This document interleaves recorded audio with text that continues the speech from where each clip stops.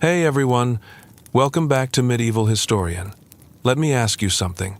Have you ever walked past a garbage truck and had to hold your breath? Or stepped into a public bathroom so foul you backed out immediately? Now imagine living in a world where that smell wasn't a rare moment, but the air you breathed every single day. Where sewage ran through the streets, corpses lay ignored in alleyways, and rats didn't run from you, they ran with you. In the modern world, we worry about filtered water and clean floors. But in Victorian London, people lived packed together in filthy tenements, shared a single water pump with hundreds of others, and died from diseases we now cure with a single pill. The rich lived just streets away, sipping tea while children coughed up blood in the gutters, and no one in power cared unless the stench reached their parlor windows. So before we begin, and before you get too comfortable, like the video, subscribe to the channel, and hit the bell so you don't miss the next descent into the past. And tell me in the comments, what city and country are you watching from? And what time is it right now where you are? I'm just a nerd who loves digging into history's darkest corners, and it always blows my mind to see people tuning in from all over the world. You guys make this journey even more amazing. This is How to Survive the Filth and Fury of Victorian London. The first thing you noticed was the stench. Not the kind that lingered and passed like a puff of smoke, but a smell that settled on your skin and filled your throat. It came up from the gutters, where filth moved like slow soup, thick with waste and spoiled meat. It rose from the butcher stalls, where blood pooled beneath wooden blocks and flies gathered in black knots. It seeped out of every crevice in the brickwork, mixed with soot and sweat and the greasy stink of old fire. The smell of London didn't fadate, became part of you. The cobblestones were slick with something you didn't want to name. Slop buckets emptied from upper windows without warning. If you weren't watching the sills, you learned quickly. One moment, you were walking with eyes on your boots. The next, your coat was soaked in warm waste, and laughter spilled down from a high window. People never apologized. They didn't look twice. That was just the rhythm of the city. 1,000 horses clopped and dragged and stumbled through the streets, their iron shoes sparking against stone, their backs weighted with carts of coal, barrels of gin, and sometimes the dead. Their dung fell where it may. Street boys rushed to scoop it into buckets and sell it as fertilizer before the next cart rolled through. If you were lucky, the smell passed before the rain came. If not, the streets turned into a slurry of ash and excrement and things better left unnamed. You learned to step wide, walk fast, and never trip. In the rookeries of East London, the alleys narrowed to barely the width of your shoulders. Laundry hung limp overhead, strung between buildings that leaned toward each other like drunks in conversation. The buildings creaked when the wind hit them wrong. They wept black mold and shivered with lice. Inside, families crowded 6 to a room, sometimes more. Children coughed themselves hoarse in their sleep. Beds were shared, not just by relatives, but by strangers who paid a penny to lie still for a few hours. 1 penny got you the floor. 2 might earn a spot on a rope, strung wall to wall so poor men could lean forward and sleep upright, like meat on a hook. In the morning, the rope was cut and the sleepers collapsed to the ground. It was cheaper than a bed and quicker than charity. Rats ruled the night. Fat from the scraps of 1,000,000 meals, they climbed into cupboards and cots. They chewed through boots and fingers alike. If you were too small or too slow, they'd test your skin with their teeth. They were clever, and they were not afraid. Some said you could hear them laughing if you listened close in the quiet, but there was never enough quiet to be sure. The fog didn't help. It rolled in thick from the river, mixing with coal smoke from 1,000 chimneys, pressing low like a wet blanket over the city. It coated the throat and crawled into the lungs. The rich called it pea soup, as if naming it made it quaint. The poor knew better. They called it the suffocation. It made the old die faster, the weak fall harder, the sick vanish quietly. You could be walking behind someone on the street and lose them between gas lamps. One moment they were there. The next, the gray had eaten them whole. There were places where the sun never touched. Whole lanes in Bermondsey and Whitechapel sank so low into their own filth that the air turned blue with rot. If a horse broke a leg there, it was shot where it stood. No one had the strength or tools to pull it free. It would decay where it fell, picked over by dogs and beggars until only bones remained. Children danced around the carcasses. They called it play. Some called it prophecy. The Thames itself was a river in name only. It pulsed thick with every secret the city wanted to forget. Blood from slaughterhouses, waste from the hospitals, raw sewage from 10,000 homes. In hot months, it turned black. Men dipped nets into it and pulled up boots, buttons, teeth, sometimes bones. The smell of it reached the steps of Parliament. They called it the Great Stink and considered closing government for the season. They built walls to block it out, but no wall ever kept a river in check, and no curtain of silk could keep out the truth. Behind closed doors, the filth changed shape but never disappeared. Gilded houses had gas lighting and soft chairs, but the rats knew how to climb. Servants hid the infestation. Laundry maids scrubbed blood from sheets before the guests arrived. In the kitchens below Mayfair mansions, meat was hacked apart on the same blocks used for chamber pots. Rich men dined while their cooks coughed blood into the stew. No one asked where the illness came from. No one wanted the answer. Doctors, when they came late. They smelled of spirits and leather, and were followed by boys carrying jars and blades. They rarely washed their hands. Their coats bore the stains of surgeries past. If they cut you open, it was with the same knife they used yesterday. No one spoke of germs. The miasma, they said, caused it all. The air itself was evil, and there was little you could do but hold your breath. People tried to clean. They tried vinegar and carbolic soap and burning sulfur. They threw lavender underfoot and hung rosemary in doorways. They carried posies in their sleeves and brushed the air before their mouths. It helped nothing, but it gave them something to do while death waited. The fury of London wasn't always loud. It was quiet sometimes. It crept behind you on soft feet, pulled you into alleys with whispered threats. It didn't need shouting. Hunger could speak in silence. So could desperation. A boy with a knife didn't need to beg. A woman with no shoes and a black eye didn't need to explain. The city said everything it needed with its silence. But sometimes the fury howled. When wages were cut, when bread ran out, when landlords tripled the rent on rooms that already held too many souls, the streets came alive with fire and broken glass. Men tore up stones to hurl at the windows of factory owners. Women marched with babies on their hips, screaming for milk. Police came with batons and boots, but the mob had nothing left to lose. Blood soaked the cobblestones, then not from sickness, but from rage. Still, the city never stopped. The factories churned smoke. The bells rang. The rich raised toasts in candlelit rooms, while the poor buried their children in common pits. Life crawled forward through the filth because there was no other direction. You didn't survive because you were strong. You survived because you learned when to duck, when to run, when to lie. You watched. You listened. You gave nothing away. Beneath the cobblestones, beneath the smell and sickness and shrieking of carriage wheels, something else pulsed. Not just death, not just suffering, something stubborn, a heartbeat. Weak but constant. People held each other when the coughing wouldn't stop. They passed crusts of bread to strangers. They watched the windows and warned their neighbors when danger came. They shared the little they had, because if they didn't, there'd be nothing left to share. And in that heartbeat, somewhere deep beneath the rot, London lived. Not the London of paintings and parades, but the real one. The one that bled. The one that endured. The one no historian ever wanted to write about, but that never stopped beating anyway. There were parts of the city where carriages rolled so smoothly over the stones you'd think the earth had always been clean beneath them.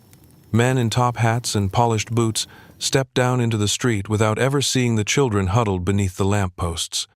The women who strolled through Kensington in silks and gloves never saw the fingers poking through sewer grates just a few streets away. But the truth was that the ground beneath their shoes was not empty. It was full. Not with riches or roots or the workings of empire, but with bodies. London buried its poor in haste. Cemeteries overflowed faster than anyone expected. The living kept coming, drawn by the promise of factory work and bread, but the dead did not leave. They built up in layers under the city. Graveyards that once lay quiet at the edge of town were now boxed in by buildings. There was no space left, but the dying didn't wait for zoning laws or clerical delays. When the plots ran out, the gravediggers got creative. Coffins were stacked atop coffins. Bones were moved, sometimes with ceremony, more often without. If a grave had settled, it might be broken open and refilled. In the oldest yards, the soil itself had turned gray with ash and rot. Each shovelful smelled like old breath and damp wool. People knew, of course. You could smell it when you walked past. In summer, it was worst. The heat drew it up from the earth, and you could taste it on your tongue. In some places, the ground swelled after rain. A child running across a graveyard might sink to the ankle and come up screaming. It was a wonder the city didn't sink into itself, weighed down by the remains it refused to honor. Bodies surfaced where no one expected them. A mason lifting stones to repair a cellar wall would find a femur. A builder digging a foundation would strike a skull. The Thames claimed what the land could not hold. Sailors told stories of rowing past white limbs tangled in the reeds. River scavengers fished out corpses as often as they did driftwood or rope. Some they buried again. Others were stripped of anything useful, then left to the tide. There was always another body waiting. Churchyards charged by the inch. The poor paid what they could. If they could not pay, they were carted to the paupers' fields. No sermons, no names, just trenches filled row on row until the trench itself disappeared. Coffins were rare. Shrouds were common. Sometimes even that was a kindness not granted. In some parishes, the dead were tipped from wheelbarrows like coal. If anyone wept, they did it quickly. Gravediggers weren't known for patience. Meanwhile, the rich hired architects to design monuments with angels and marble urns. Some families built mausoleums taller than the houses the poor lived in. They paid for peace. They paid for permanence. But even wealth could not always hold back time. In the grandest cemeteries, roots cracked stone. Water seeped through seals. Rats crept inside and nested in the silk linings. The dead were not left untouched, only unmentioned. And in the city's deepest wounds, the basements of abandoned tenements and shuttered hospitals, the dead lingered in silence, forgotten. In Whitechapel, one building stood sealed for years. No one lived there, but sometimes neighbors swore they smelled something strange. When the boards came down at last, they found a room locked from the inside. No furniture, just a single iron bed with what was left of a man who'd died alone and been missed by no one. His rent had been paid through the year. No one checked. The landlord assumed the smell came from the drains. In Holborn, a landlord rented rooms over a boarded chapel. He never questioned the soft sounds at night. The tenants spoke of scratching and shifting, but he dismissed it as rats. Years later, when renovations began, the workers tore up the chapel floor and found bones packed in tight. Not just one grave, but dozens. No markers, no records. Just a silence no one had dared disturb. For the wealthiest, London's underbelly was something to romanticize or ignore. They gave tours of catacombs by candlelight and toasted their own daring. They drank wine above ground, while the servers moved through tunnels where cholera once bloomed. On Sundays, they wept at sermons warning of sin, then rode past rows of the hungry without turning their heads. Morality was theater. Filth was for others. In Belgravia, a parlor hosted dinner parties with 9 courses. The servants slept 3 to a room beneath the kitchen. If one died of fever, they were carried out before dawn so the guests would not be disturbed. A boy once died polishing silver. His hand still gripped the cloth when they found him. The mistress did not remember his name. The bodies beneath the streets were not always anonymous. Some had lived full lives before the plague took them. Some had names still spoken in their neighborhoods, whispered in kitchens and markets. But names did not stop rot, nor did they buy space. The bones of a beloved mother might rest inches from those of a murderer or a whore, and no one would know which was which. In times of epidemic, the burial carts moved at dawn. Clergymen worked by candlelight, reading prayers so quickly the words blurred. Children lined up in silence, eyes wide and empty. They learned young that death was not grand. It was quick, quiet, and final. No one argued with the men in black coats who covered mouths with cloth and moved on. Sometimes the wealthy ventured near the slums, drawn by curiosity or thrill. They stepped carefully, gloved and powdered, always looking up. They passed women with sunken cheeks and men missing half a hand. They never looked down. If they had, they might have seen the stains on the steps. Blood dried in long stripes, ash scattered where bones had been burned in secret. But the city had trained them not to see, to walk past the bodies and pretend the stone was clean. In one corner of the city, a girl kept a diary. She lived above a tannery where the stench soaked her walls. Every night, she wrote the same phrase, "They will forget me." She died of fever at 15. The landlord tossed her things into the alley. A boy scavenged the pages and used them to wrap tobacco. Her words were smoked into the air before anyone read them. Beneath the opera house, where velvet curtains swept the stage and chandeliers glittered in candlelight, old tunnels ran black with mold.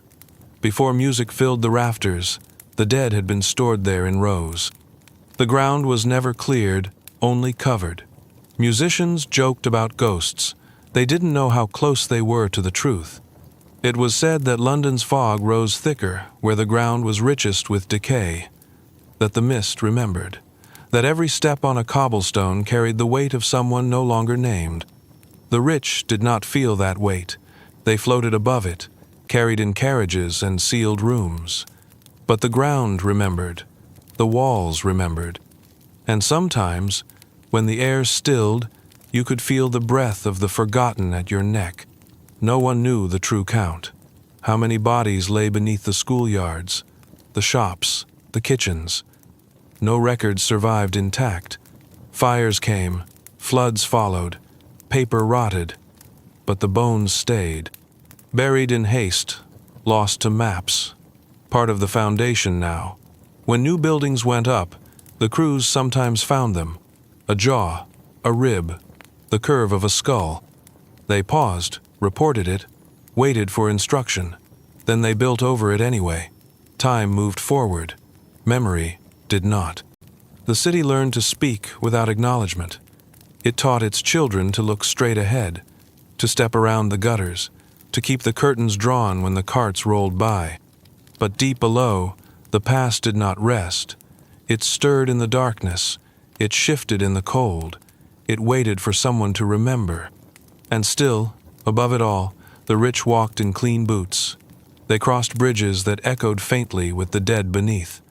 They raised glasses and spoke of progress. But beneath the shine and the song, London knew the truth. It had never been a city of the living alone. You arrived with nothing. Maybe a coin sewn into your hem. Maybe a name scribbled on a bit of cloth tied around your wrist. Maybe not even that. Whatever brought you to London, a broken promise, a hungry belly, a whispered lie about work in the factories, you learned fast that the city didn't wait for introductions. The train hissed and groaned into the station like a living thing, all iron breath and coal smoke. You stepped down with hope still warm in your chest, only for it to be drowned in the noise. Steam clouded your vision. Boots jostled you from every side. A man with a red vest shouted at a group of porters, while a woman tried to pull her child from the tracks where he'd dropped a stuffed rabbit. Everyone moved too fast, spoke too loud, and looked right through you. If you stopped moving, you vanished. No one cared where you'd come from. They only saw where you stood. You weren't from here, not yet. You didn't dress like them. Your boots were clean. Your eyes were still wide. And that made you pray. By the time you stepped out into the street, someone had already tried to take your bag. Maybe it was a boy with clever fingers who brushed past your coat, or a woman who asked for the time and slipped your purse loose while you fumbled for the words. If you kept hold of it, it was luck. If you lost it, it was lesson number 1. The air outside the station struck like a slap. It smelled of fire and damp wool, horses and rotting cabbage, coal smoke and the raw tang of the river. Chimneys stabbed the sky like blackened teeth, vomiting clouds that turned everything beneath a shade of brown. Your breath tasted like cinders by your second step. Your clothes picked up the scent before your skin did. You didn't know which way to go. The streets stretched like a maze, lined with buildings that leaned too close, doors too low, windows too dark. You picked a direction and walked, pretending you knew what you were doing. That was the trick. If you looked lost, someone would help you. And in London, help came with a price. It started small. A man might stop you and say he knew a place to stay for cheap. He smiled with yellow teeth and clapped you on the shoulder like an old friend. If you followed, he'd take you to a building that smelled like damp straw and despair. He'd take your money before you reached the door. Or maybe he worked with the girl who stood on the corner with eyes too old for her face, whispering about lodging and warmth. She would disappear the moment someone else stepped into the room, and you'd find yourself sharing space with 5 strangers and no lock. If you didn't follow them, if you turned away, then the city watched. It waited to see what you'd do next. Hunger came quicker than fear. You passed bakeries with crusted windows, the scent of yeast and hot flour pulling at your ribs. But the bread inside cost more than you had. Boys with soot-black faces ran past with trays of meat pies, hawking them to women who smelled of lavender and coal smoke. You followed the scent until you reached a stall where fat bubbled in a pan and sausages turned in their grease. A penny bought you one if you dared. You chewed quickly, not asking what kind of meat it was. You searched for water next. Your throat felt tight with grit. A pump stood at the corner, rusted and crooked, its handle worn smooth from hands just like yours. You cupped your palms and drank. No one told you not to. They let you learn the taste the hard way. Later, someone might say you'd drunk from Broad Street or Southwark or Spitalfields and shake their head. You wouldn't know what that meant until the fever came. Or didn't. Shelter meant more than a roof. It meant a place where no one would slit your throat while you slept. You might find a church with open doors and candles flickering low. You might crawl behind a stable or under a bridge, a hallway, a stairwell, a rope house, if you had the coin and the stomach. If not, you learned to tuck your coat tight, wrap your arms around your knees, and press your back to the wall. The city didn't sleep. Not really. At night, it changed shape. The voices grew softer, the footsteps quicker. You saw different people then. A man who'd seemed harmless in daylight now moved like he owned the shadows. A woman who offered you bread in the afternoon now followed you from lamplight to lamplight, her hands clenched in her skirts, her eyes fixed on your bag. You heard the language of the night and didn't know how to answer. Slang rolled from the alleys like smoke, strange and thick, full of threats dressed as jokes. You caught phrase-rasers, nippers, cracksman, but the meanings shifted with the speaker. Words meant different things in different mouths. You kept yours shut and hoped silence would shield you. Sometimes it did. A man might sit on the curb and tap his boot 3 times. You didn't know if that meant danger or invitation. A girl with smudged cheeks might press something into your hand and vanish. When you opened your palm, it was a scrap of paper with nothing but a name written on it, or an address, or a date. You never knew what you were supposed to do with it. Your second mistake was trusting someone who offered you a job before you even asked. They said they liked your face, said they could use a strong back or a quick hand. They led you through streets that grew narrower, darker, and finally to a door that creaked like a threat. Inside, it was always colder than outside. You lifted crates for hours, carried buckets, scrubbed blood or soot or something worse. At the end of the shift, they handed you a coin and told you to come back tomorrow. If you asked for more, they laughed. You left with your arms shaking and your legs stiff. You tried to remember how far it was to the pump, or the alley, or the church. You thought of going back to the station, but it wasn't yours anymore. You couldn't go backward in London, only forward. Even if the path led down, you saw people sleeping upright, their backs against stone walls. You saw children pickpocket a baker and vanish into the smoke. You saw a man with no fingers trying to sell lace. You saw a dog chewing something you didn't dare identify. You heard a baby crying and no voice answering. You saw worse than that, things you never thought you'd see. A body under a tarp, a man with a pipe and no eyes, a girl whose voice cracked every time she said the word sir. You didn't ask questions. You kept walking. The bells rang at odd hours. Sometimes they meant a fire, sometimes a death, sometimes nothing at all. The sound seemed to follow you. No matter where you turned, it echoed off the bricks and crawled down your spine. The sky never cleared, the gray pressed low, and when it did rain, it rained sideways. The water soaked your shoes in minutes and stayed with you all day. You walked with puddles inside your socks. The smell never left. By the end of the first day, your stomach gnawed at itself. Your back ached from tension. Your hands were scratched from something you couldn't remember touching. Your mouth was dry, your lips cracked. You had forgotten what it felt like to be warm. And still, you hadn't made it out of the outer boroughs.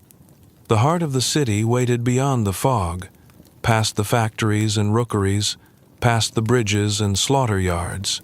You hadn't even reached the part of London where the gas lights flickered in gold instead of white. You hadn't touched the edge of the city where men wore waistcoats and drank tea behind glass. You didn't know if you ever would.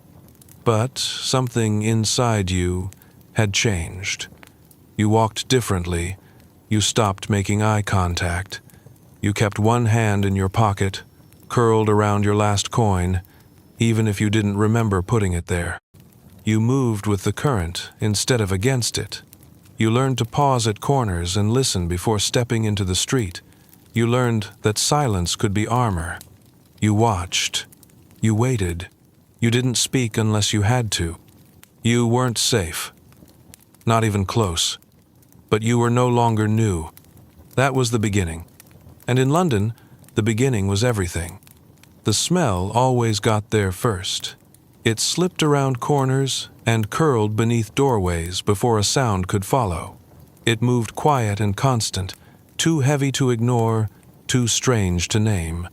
Some days it was the river that reached you first, thick with decay and ash. Some days it was the tannery's stench, leather soaked in piss and lime, burning the throat as it passed. Other days it was meat, if it could still be called that, fat sizzling on iron pans, sweet and sour and metallic all at once. There were mornings when the whole street smelled like soot and fish guts and sugar burned black, and there were nights when the only thing you could smell was fear. The air didn't belong to you, it belonged to the city. It carried whatever it wanted, and if you breathed too deep, you paid for it. No one walked through London with their head high. They tilted down, collars up, scarves drawn close, sleeves pressed to noses. Not out of politeness, but protection. The smell did not warn you of what it was. It only warned you something was wrong. And by the time you understood what, it was already inside you. They said the miasma killed you, that the bad air, thick with rot and sorrow, crept into your lungs and stirred something loose. You'd cough once, think it was nothing. Then, a day later, your throat would close, your tongue would dry, your gut would turn. After that, nothing could save you. It was not the air itself, but what lived in it. Flies, that swarmed the eye, worms that wriggled unseen, invisible threats that slid beneath the skin. You could not see what made you sick, but you could smell it. The rich burned incense.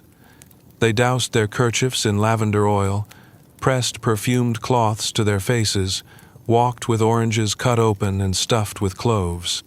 Some believed a clean scent could keep the sickness out. Others simply wanted to cover what they already knew had found them. Even behind thick curtains and polished windows, the stink came. Through cracks in the floorboards, up from the drains. It settled between spoon and lip before the first bite reached your mouth. Cholera did not speak with words.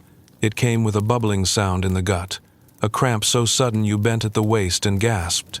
Then came the water, rushing out of you in waves that left you trembling. They called it the Blue Death, not for poetry, but for the skin that turned gray before the body stopped moving. You could die in 6 hours, sometimes less. 1 minute standing, the next on your knees, and by nightfall, nothing left but a name on a list if you were lucky enough to have someone write it. The water was the color of old tin. It shimmered sometimes, as if mocking you. Pumps stood like blessings on street corners, cold iron spouts that children danced around in spring. But the water they gave was not pure, not clean. It held every secret the city thought it could hide. Blood from the slaughterhouse, soap from the laundry yards, waste from those too tired or too drunk to use the privy. Everything the body gave up ended in the same place. Then it circled back again, under different names. You learned by scent. You learned by silence. If a pump had a black ribbon tied around its handle, you kept walking. If someone shut their window as you passed, you held your breath. If the rats disappeared, it meant something worse was coming. They always knew first. There was a sound that came before death. It was not a scream. Screams were common, expected, part of the rhythm of the city. The sound before death was quieter. A thin cough, wet and tired. Not sharp like sickness, but soft, as if the body had decided to leave early. It came from behind closed doors, through the thin walls of the rookeries, from alleyways where men curled into themselves and waited. If you heard it, you did not stop. You did not speak. There was nothing left to offer. The workhouse had its own sounds, the clang of spoons against tin bowls, the scrape of boots on bare floors. But it was the silence between that made your stomach turn. No laughter, no singing. Just the low rustle of fabric, the occasional sniff, the creak of a cot when someone shifted wrong. Even the children learned to be quiet there, especially them. Noise meant notice, notice meant trouble. In the fever wards, people did not cry out. Their mouths opened wide, but the breath was gone. Sometimes all you heard was the slap of a wet cloth against skin or the drip of blood into a pan. If someone screamed, it was from the next room over. You pretended not to hear it. You listened to your own heartbeat and hoped it wouldn't slow. When the carts rolled through the streets, their wheels squeaked like metal giving way. They came early, while the sky was still gray with sleep. The men who pushed them wore coats too thin and hats pulled low. They didn't shout. They didn't knock. They moved down the alleys like ghosts, stopping only where someone waited with a body at the curb, wrapped in rags, folded small, left with nothing but a note or a prayer, or sometimes nothing at all. The sound of a body landing in the cart was soft, a dull thump, nothing dramatic, just final. You never forgot the scream of a mother who had nothing to bury. Sometimes the city swallowed the child whole, into the river, into the dark, into the flame of some back alley pit where no records were kept. She would stand there, fists clenched at her side, mouth open wide, and no sound would come. That silence was louder than anything you'd ever hear. The city whistled at night. Not the wind, that was rare. It was the cracks in the chimneys, the groan of old iron, the hiss of gas through leaky pipes. Some said it was the ghosts. Others said it was just the way London breathed. If you listened too long, it got inside your head. Some people stopped sleeping altogether. They sat up all night, ears open, eyes wide, waiting for something they could never name. You could tell what kind of death had passed by a house just by the smell. Typhus left a sour trace, thick and sticky. Consumption carried a sweetness, almost like spoiled fruit.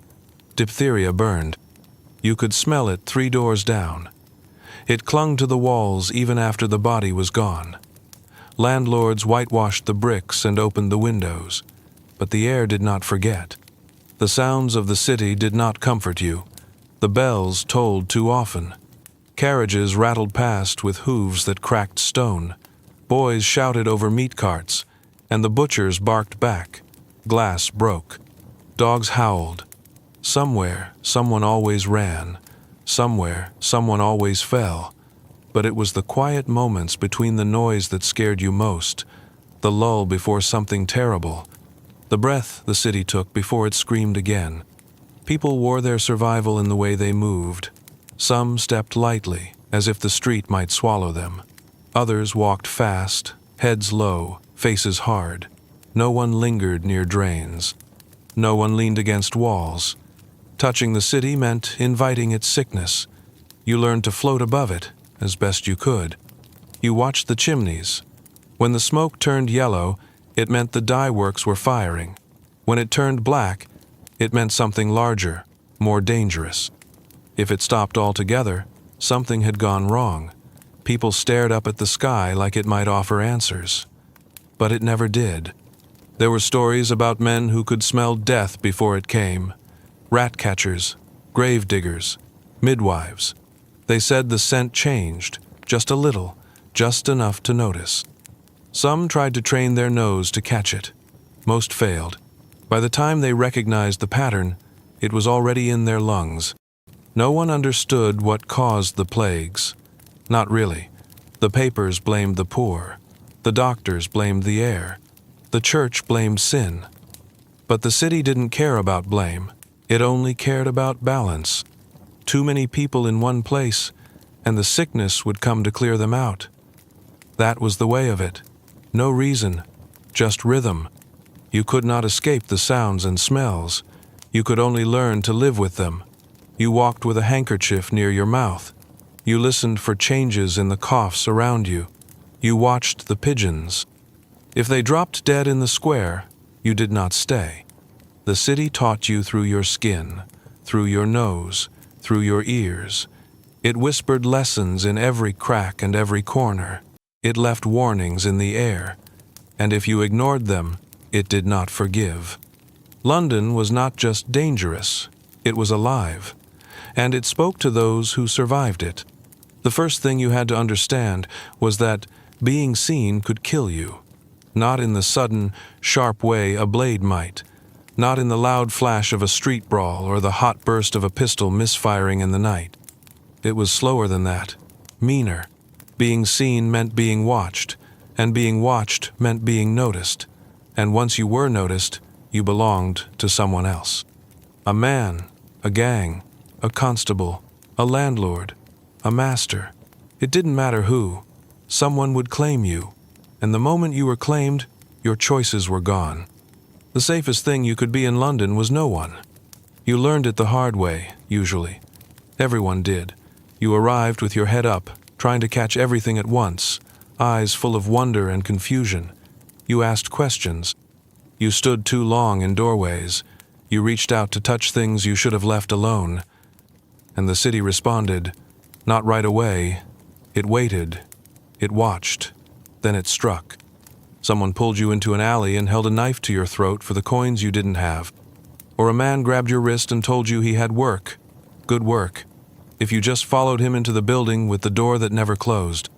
Or a woman smiled at you too kindly, then vanished with your bag while you were still blinking. Maybe you went to the constable and tried to explain. Maybe you pointed at the man who took your boots. Maybe you cried. It didn't matter.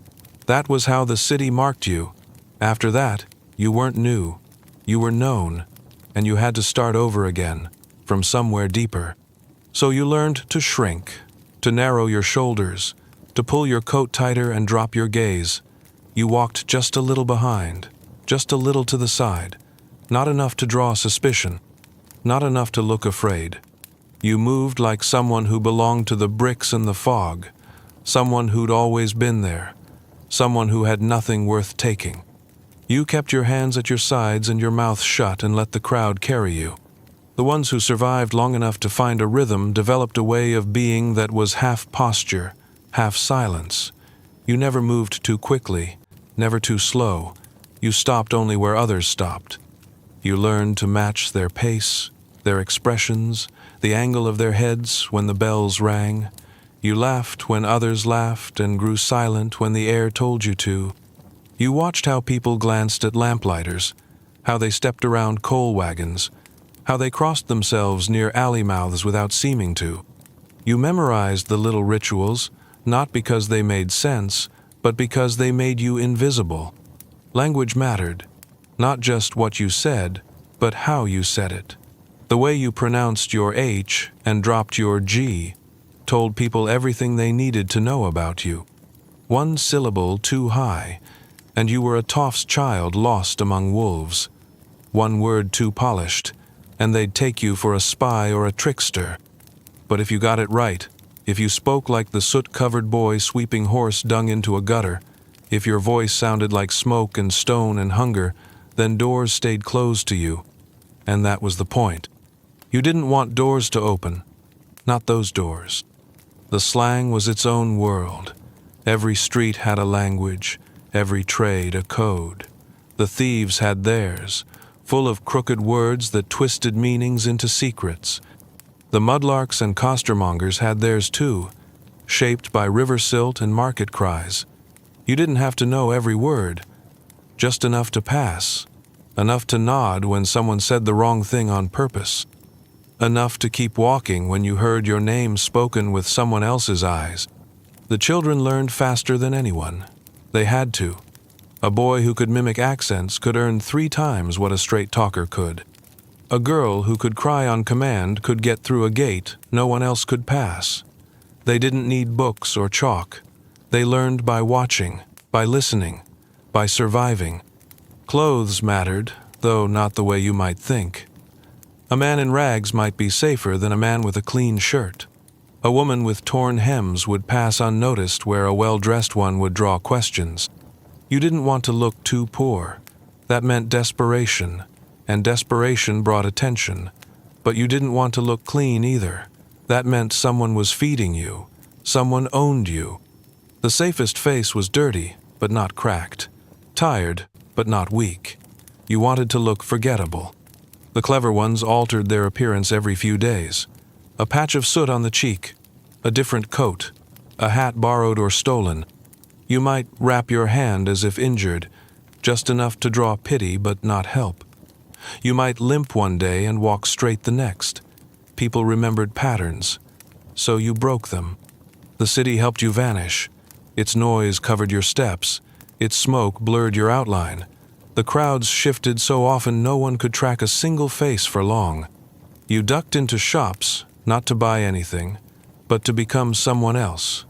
You walked through markets with an empty basket just to be seen walking.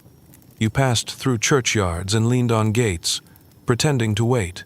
You made yourself part of the scenery. If someone looked at you too long, you moved. If someone followed, you crossed the street, turned twice, and ducked behind the rag carts. There were places to hide in every district. Tunnels left from old sewers, staircases to nowhere, courtyards with one entrance and 1,000 cracks. You mapped them in your head, one by one. But even hiding had rules. You didn't use the same place twice.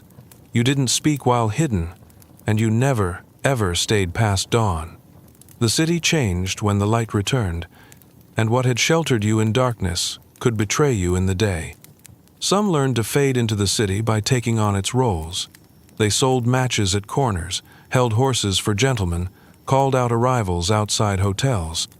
A task, no matter how small, gave you a reason to be there. It shielded you. A boy standing still might be questioned. A boy offering shoes to shine was just background. Girls found their own ways. Some sang songs they'd heard in the taverns. Some told fortunes with cards too worn to read.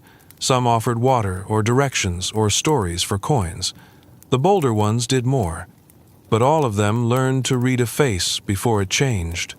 They learned to step away before a man's voice shifted, before a hand twitched, before kindness curled into something else. Being invisible didn't mean being alone. The city had its own kind of community, built in back rooms and alleys, under bridges and behind bakeries.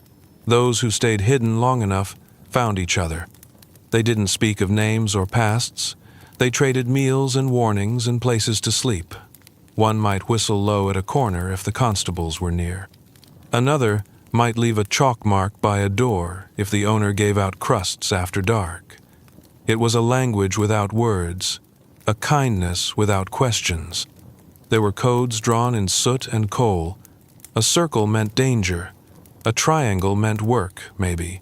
A star scratched into a brick meant safety, for now. These marks faded fast, washed away by rain or painted over by those who didn't understand. But if you looked close, they were always there.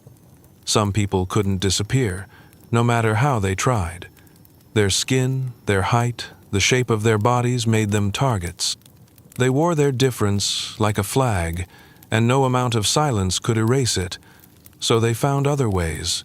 They learned to be bold, to speak louder than those who feared them, to claim space, not because it was given, but because it was taken. The city didn't welcome them, but it couldn't ignore them either. Still, for most, the best protection was to vanish, to become a shadow that didn't cast one, to slip through cracks, unseen and unspoken, to live between the hours and feed on silence. It was not a life built on trust, but it was a life. Some said the city itself taught you how to hide, that it whispered tricks in your ear if you listened close, that it offered favors to those who didn't ask for them. You began to feel when it was safe to move, and when it wasn't. You began to notice the shift in air before a riot, the hush that came before boots struck stone, the quiet grief in a woman's eyes before she ran.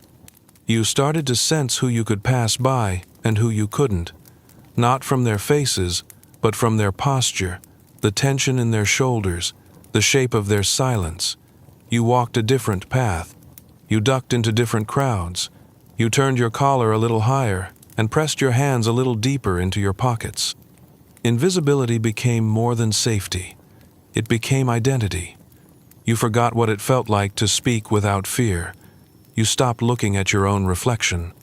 You saw yourself only in the people who passed you without a glance. And if, one day, someone said they remembered you, you knew they were lying. Because no one remembered the invisible. And that was how you stayed alive. You didn't go to the workhouse because you wanted to. You went because the city left you no other choice. When your last crust of bread turned moldy in your pocket, and the rain seeped through your boots for the third day straight, and the pain in your belly was stronger than pride, you followed the signs. Not the painted ones over doors or the letters pinned to church boards. The real signs. The turned faces, the empty stares, the smell of boiling gruel wafting over the wall at dusk. There were buildings set aside for the poor, but not for their comfort. High walls, locked gates, sharp windows with iron bars. You stepped through the entrance, not as a guest, not as a beggar, but as a burden. They made that clear the moment you crossed the threshold. You didn't keep your name. You didn't keep your clothes. You didn't even keep your family, if you had one left. Men to one side, women to the other, children in a ward of their own. Sometimes they let you see each other in passing, a glimpse through the wire fence in the yard, or a flash of a familiar shoe during chores. But the system was not built for reunions. It was built to break need. You signed a ledger with hands that shook from cold or hunger or fear. They asked if you were infirm. Though it didn't matter what you said, you were assigned where they needed you. If you were old, they called you useless. If you were young, They called you capable. No one asked what you'd done before the gates. No one cared. Whatever you had been, out there, had no value here. Your clothes were taken, often burned. You were given new garments, if they could be called that. Coarse cloth that scratched the skin and held every smell it ever touched. Thin boots with soles worn smooth and laces knotted with grease. You washed in cold water alongside strangers, stripped to the bone, your body on display like meat in a market stall. Modesty died fast, shame a little slower. The beds were not beds. Wooden planks lined with straw, if you were lucky. Rows of them, shoulder to shoulder, so tightly packed you could feel the breath of the person beside you, even if they faced the other way. Rats came in the night, and so did the coughs, rolling down the line like a wave. There was no rest, only stillness, and even that didn't last long. The bell woke you before the sun, a clanging, merciless thing that vibrated through the walls. You rose quickly or were dragged. The weak were punished with delay, the slow with silence. You dressed in the dark and lined up for inspection, eyes forward, mouths shut, hands by your side. Orders were given without kindness.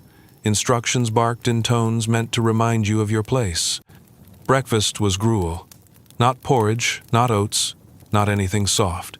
A thin, gray sludge served in metal bowls that burned your fingers when you held them too tight. It smelled of ash and tasted like wet chalk.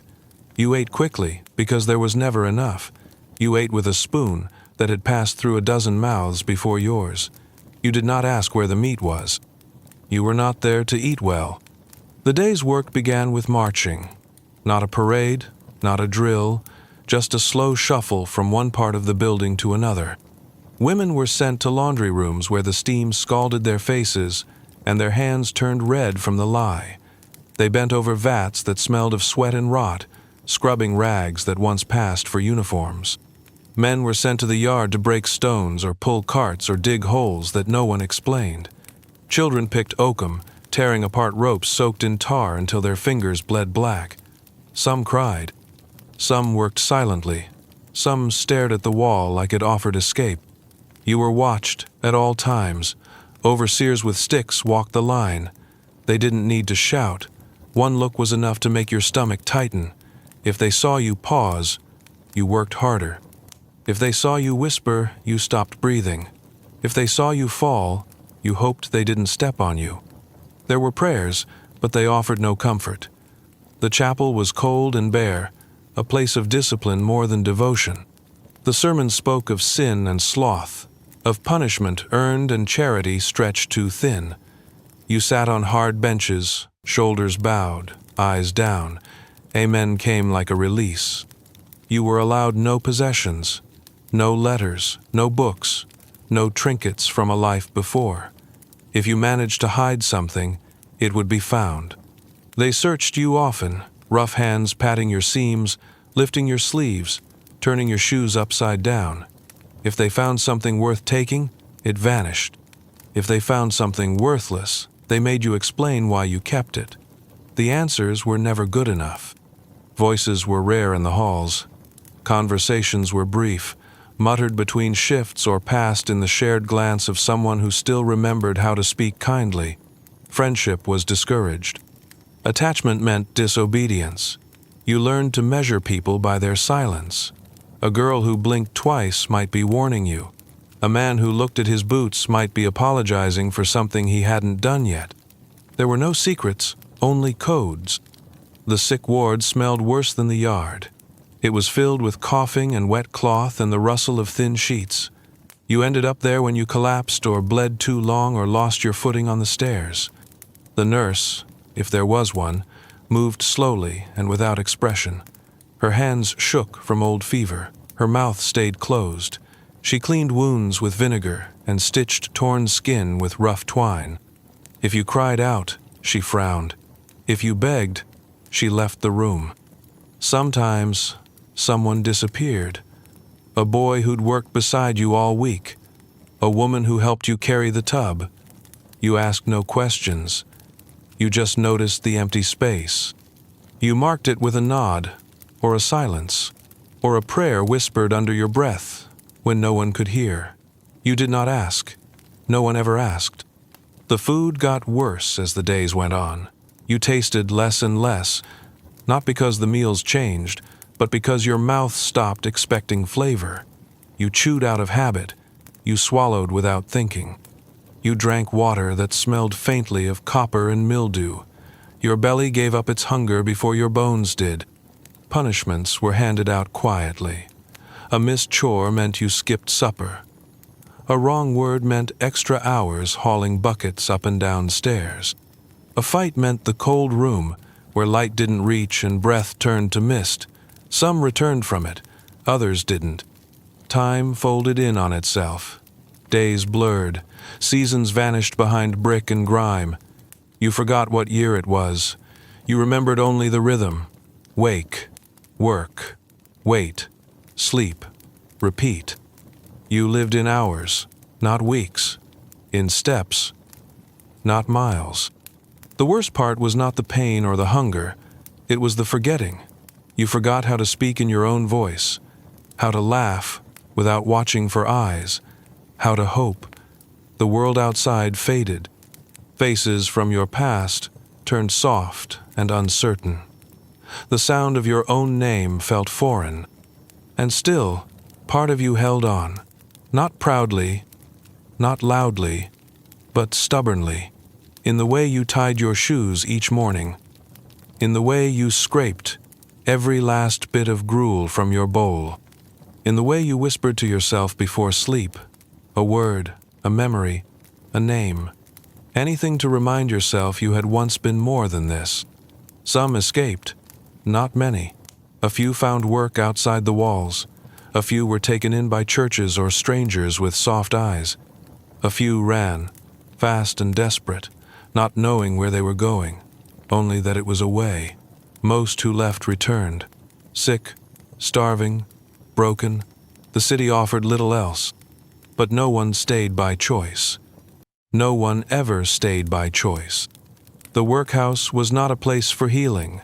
It was not a place for rest. It was not even a place to wait for death. It was something colder, something quieter, a place where living did not mean alive. You learned to breathe with your back straight. You learned to cry without tears. You learned to keep something small and secret inside your chest, some ember the city had not yet stamped out. And if you ever stepped through the gates again, out into the noise and smoke and rain, it wasn't because you were saved. It was because you still knew how to walk. By the time you heard his name, the fear had already settled into the walls. It crept through Whitechapel like the fog itself, heavy and sour, clinging to clothes, to skin, to breath. The Ripper. They didn't call him that at first. He was a whisper, a shadow, a feeling that made women cross the street earlier than they used to. At first it was just a woman found dead, then another, then another. Each one worse than the last, each one closer to someone you knew. The streets changed. Before, you could walk them if you kept your head low and your stride even, if you stuck to the gas lamps and knew which alleys to avoid. You might be robbed or followed or insulted, but there were rules, codes. A woman could trade a smile for a crust of bread. She could lean against a lamppost and keep a knife in her bodice. She could survive. But after the killings began, the old rules crumbled. Men grew quiet. Women grew smaller. Everyone looked over their shoulders. It wasn't just the deaths. It was what he did to them. People talked, even when they weren't supposed to. They said he cut with precision, as if he knew what to look for.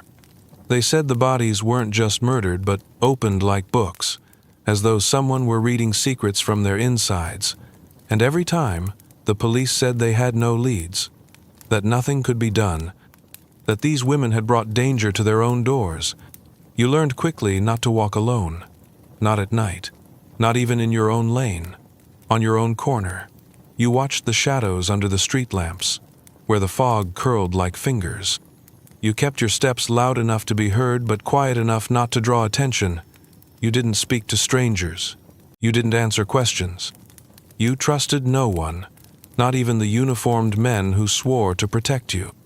The constables made their rounds, swinging their truncheons and puffing their chests, but everyone knew they were just as blind as the rest. They liked to question the same women they ignored the day before. Women who sold matches, who scrubbed floors, who made pennies lying still in cold rooms. Those were the ones dragged in for questioning.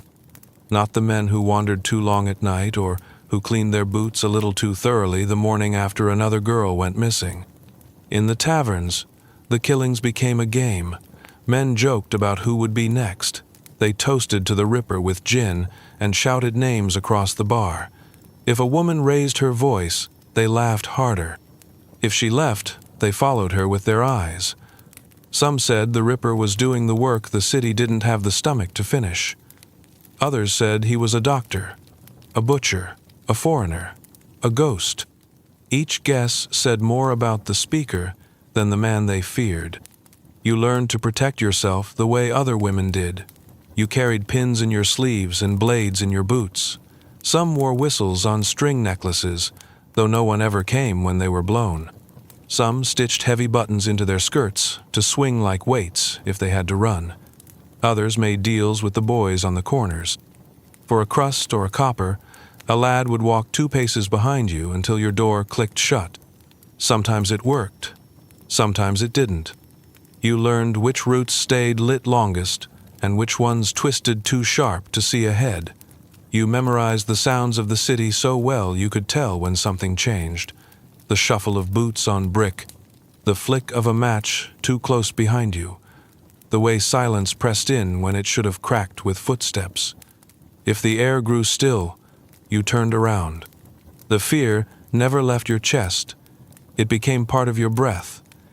Even inside the room you paid for, even after the door was bolted and the shutters closed, your body stayed tense. You slept in your clothes. You left a candle burning. You never undressed fully. And when a knock came at night, you didn't answer. There were women who vanished in silence. No one remembered their names. No newspaper printed their deaths. Their bodies weren't found in alleys or on cobblestones, but in cellars and ditches and walls too thick to yield. Sometimes you saw their faces in dreams. Sometimes you thought you glimpsed them in crowds, only to blink and find nothing there. The city held its breath for weeks at a time, then it exhaled in blood. Another body, another name. Mary Ann, Annie, Liz, Catherine, Mary Jane. Not strangers, not shadows. Women who had laughed, who had worked, who had shared tea or matches or stories. They weren't just victims, they were warnings. People began to look for patterns, the times of night, the places they were found, the jobs they held. But the pattern, if there was one, didn't matter, because it wasn't about them. It was about the city, about the way it fed on women like them, and then called their deaths a mystery. The newspapers sold extra copies on the blood. They printed maps and theories and letters written in red ink. The men who wrote them spoke of horror and tragedy.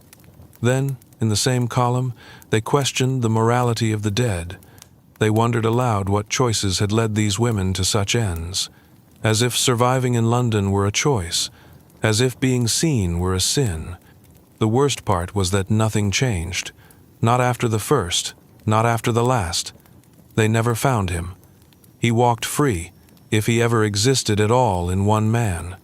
Some said the Ripper was more than a person, that he was the city itself, that he was the fog, the hunger, the silence, that he was every man who looked too long and said nothing, every policeman who laughed, every neighbor who closed a door. To survive his London, you didn't just guard your body, you guarded your voice. You kept your stories small and your laughter quieter. You spoke only to those who'd already lost something. You stayed close to women who knew how to fight. You didn't drink unless someone you trusted poured the glass.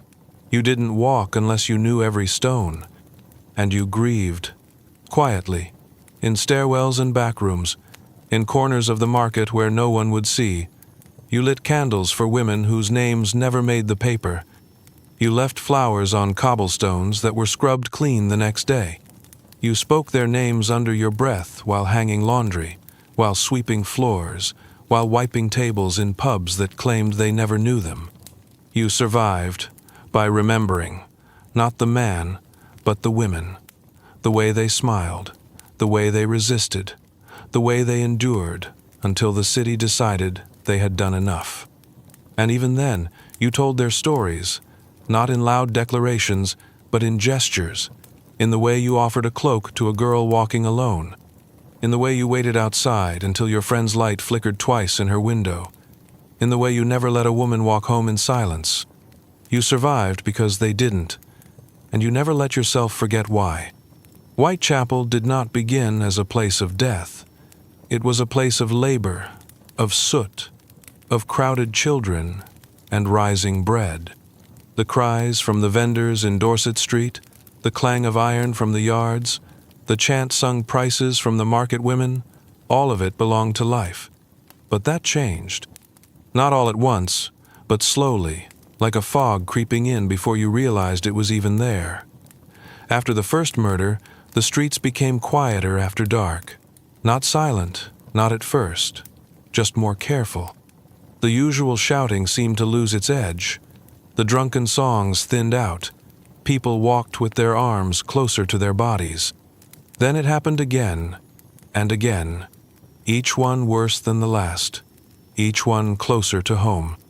They never said his name right away, not the name the world remembers now. In the beginning, he was just a rumor, a butcher maybe, a man with doctor's hands, a shadow with a knife and the timing of the devil. You heard it on street corners, in butcher shops, whispered in the steam of washing houses. There's a man cutting women open. He doesn't just kill them. He leaves them open like market pigs. But only the ones the papers never cared about. You started to notice which women stopped working. Some left town. Some just stopped standing on the corners where they used to wait. You didn't blame them. Others had no choice. If they didn't work, they didn't eat. If they didn't eat, they starved. It was as simple as that. Hunger over fear. That was the choice. And yet no one really believed it would happen to them. Not fully. You told yourself you were careful. You stayed in the light. You kept your eyes open. You knew your roots, but careful wasn't enough. Not when he could be anyone. Not when the police were more likely to arrest you for loitering than help you if you were bleeding. The bodies were found in places you passed every day. Places you walked to get bread or coal or a bowl of soup. Bucks Row, Hanbury Street, Mitre Square. The names became warnings. You stepped over those thresholds with a pause. You looked behind you more than once. You listened harder. But the streets didn't care. The city didn't bend its rhythm. The gutters still overflowed. The alley dogs still barked. The factory bells still rang. And the fear soaked into the brick like smoke. You could taste it in the morning fog. It wasn't just the killings. It was the feeling that nobody wanted to stop them. That the people in charge didn't think the women mattered. Not really. They were poor. They were loud. They drank gin. They didn't dress right. They didn't live the way decent women should. That's what they said, even as the names of the dead became faces you recognized. When Mary Ann Nichols was found, people said it was a drunk brawl gone wrong. When Annie Chapman was found, they said it was a lover's rage. When Elizabeth Stride and Catherine Eddowes were found on the same night, no one said anything at all. That was the night the silence changed. It didn't soften, it tightened. People started locking their doors, even when they had nothing to steal. Lamps stayed burning longer. Children were kept indoors, and women, even the strongest ones, started walking in pairs. But he still found them. The men who sat behind desks didn't walk those streets. They wrote reports and assigned beat officers and held meetings with tobacco-stained hands. But they didn't feel the cold sweat behind the knees when you turned a corner and thought you heard footsteps behind you. They didn't understand what it meant to press your back to a wall and hold your breath because a shadow looked too long. They didn't smell the iron in the air before a body was found. They didn't hear the whispers of women asking if they should dye their hair or wear different shoes or move their rooms one street over. The women in Whitechapel had always lived with danger. That wasn't new. What changed was the way the danger came without reason. There was no fight, no robbery, no warning. Just the sound of breath and then the silence that came after. And what he did to them after he killed them was what haunted everyone the most. It wasn't just death. It was cruelty. It was rage. And it was deliberate. You started to learn small tricks, walking with your keys between your fingers, slipping a sharpened needle into your hat, not sleeping too deeply, listening to the stairs in your lodging house, keeping a sliver of glass beneath your mattress just in case. You learned who to trust, the women with the thick shoes and hard eyes, the ones who could fight, and the ones who had learned how to scream in ways that made people run. You didn't go anywhere without telling someone where you were headed. You didn't open the door unless you recognized the knock. But even those things weren't enough. You saw the men lean in at the pubs and mutter their theories. "It's a doctor," one said. "It's a Jew," said another. "No, a sailor." "No, someone from the asylum." No one ever thought it was one of their own. But that's what made it worse. It could have been any one of them. The man who sold you bread. The one who helped you carry coal. The one who tipped his hat and said he liked your eyes.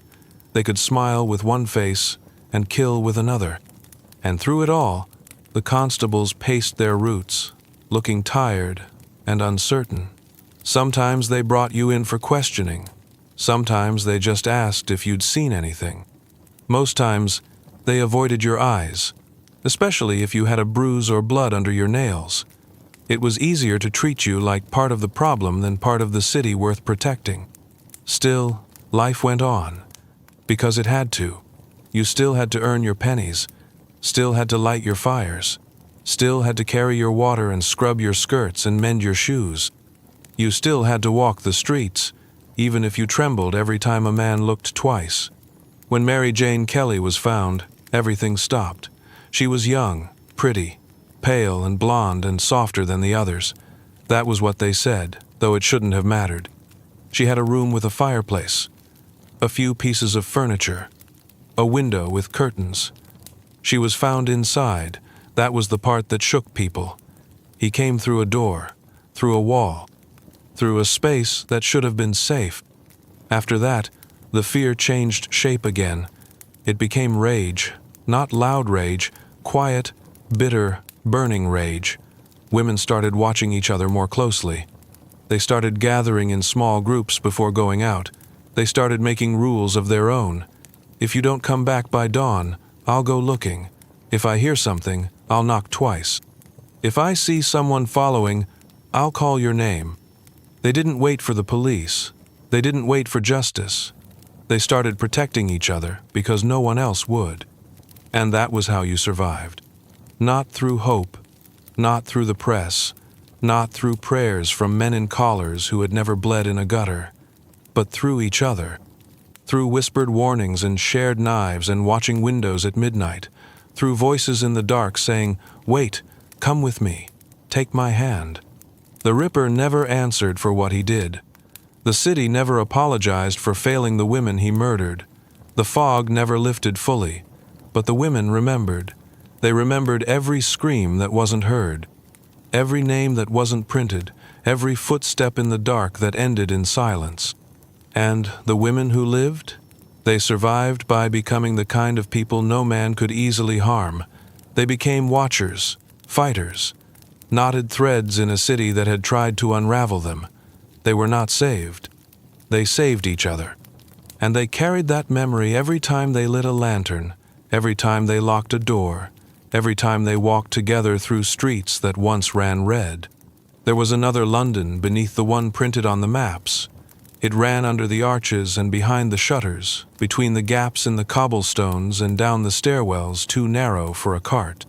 You didn't find it by asking. You found it when someone let you see it, or when you were desperate enough to go looking. It had its own entrances. Not through doors, but through trust, or hunger, or silence. The city's underworld wasn't built in a day. It grew like ivy, clinging to every part of London the law forgot. Every street with a constable too frightened to patrol, every cellar left unclaimed, every market stall that stayed open after midnight. There were rooms behind rooms, doors behind curtains, traps in the floorboards, bells tied to windows, signals scratched into the wood. You had to know how to read the signs. A single lantern hung at the wrong height could mean danger. A chalk mark near the door could mean protection, or it could mean you were already too late. The flash houses were never empty, not even when the plague was in the air, not even when blood washed the gutters. They were places where men with empty pockets became kings for a night, where women with quick hands fed their children, where information changed hands faster than coin. A good flash house didn't have a sign. It had a reputation. You followed the sound of laughter that didn't quite reach the street, the kind of laughter that promised you'd forget yourself for a little while. Inside, the rules were different. A man who was a beggar outside might be a fence within. A girl who sold matches by day might run the place by night. Everyone had a role. You didn't ask what someone did outside the walls. You didn't use real names. If someone pulled a blade, it was because a line had been crossed too far to come back from. You could trade anything in those rooms.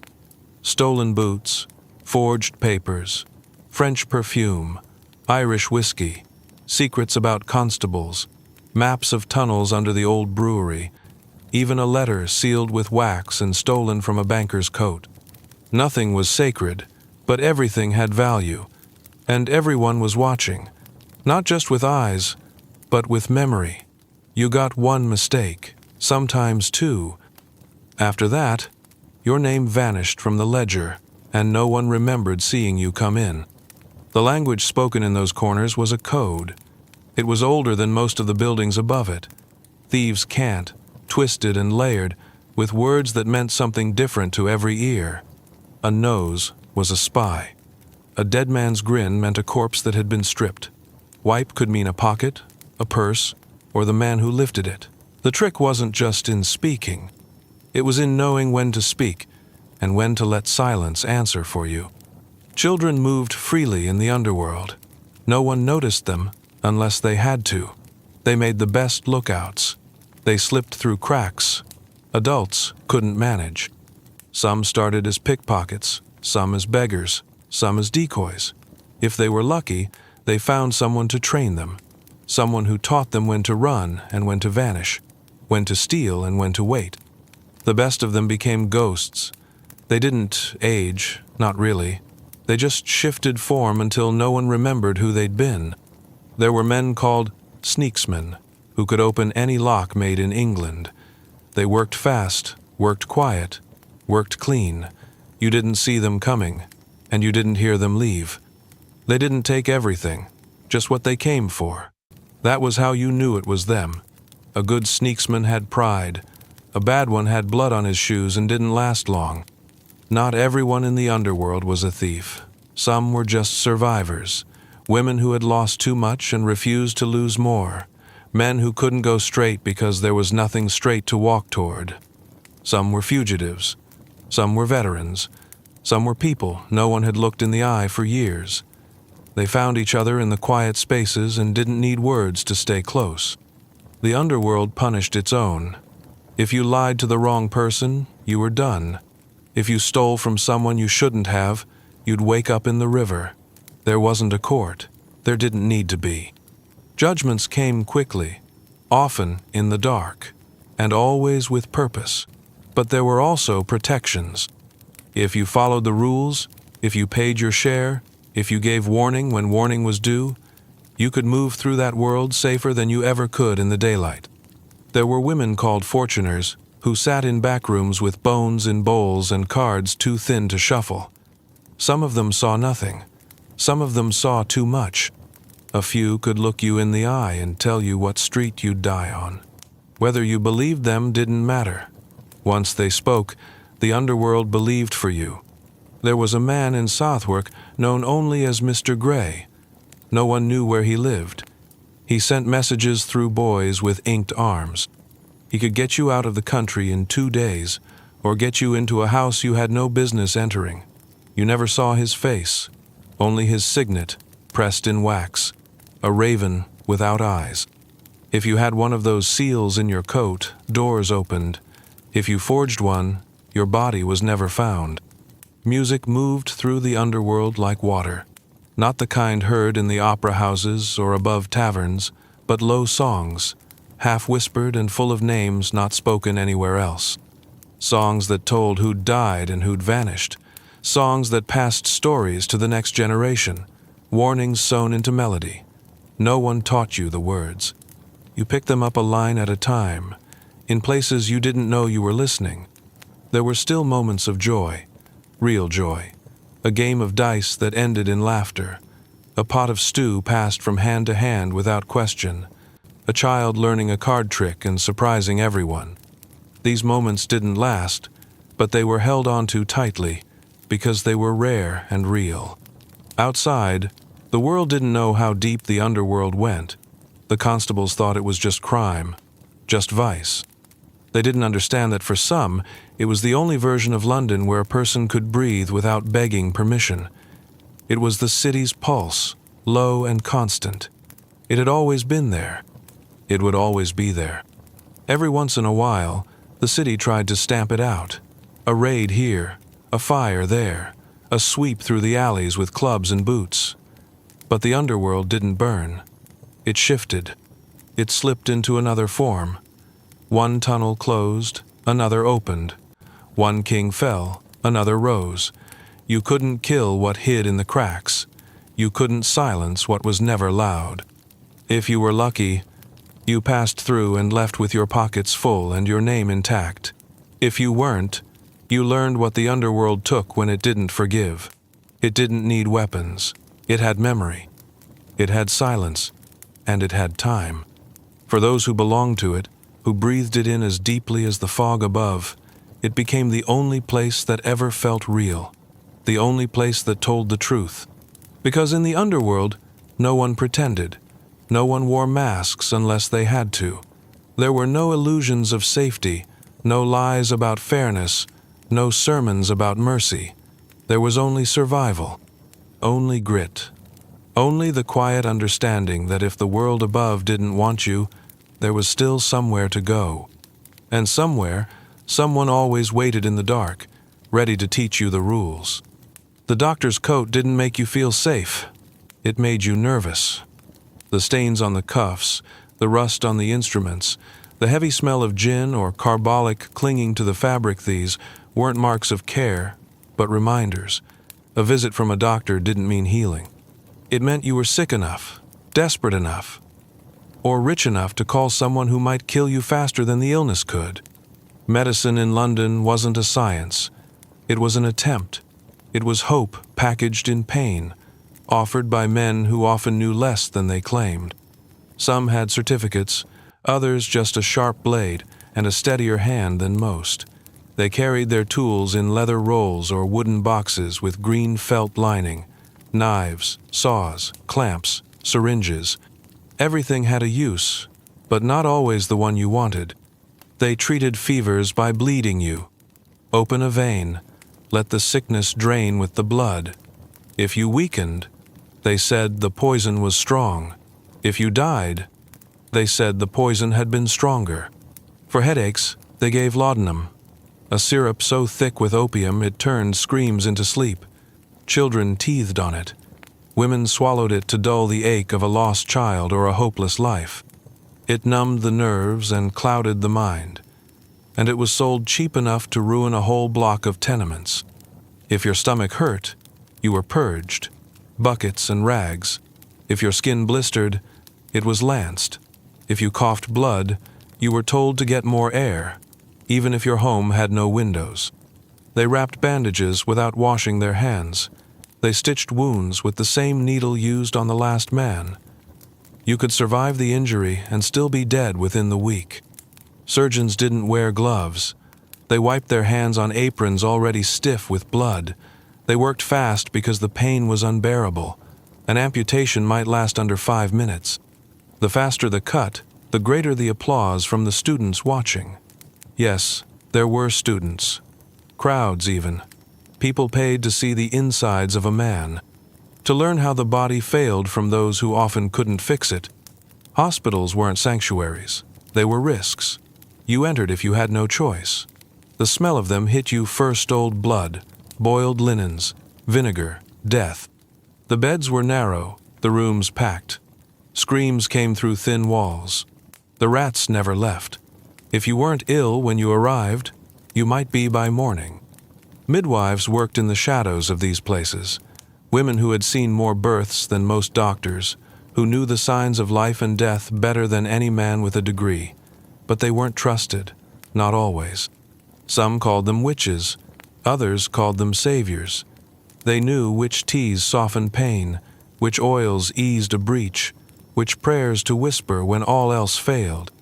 They were often poor, often worn thin by grief and labor. But when a baby was coming, they were the ones you hoped would walk through the door. There were barbers who pulled teeth and drained boils between shaves, apothecaries who mixed powders with names no one understood, tin boxes sold at markets with tonics that sparkled and fizzed but cured nothing.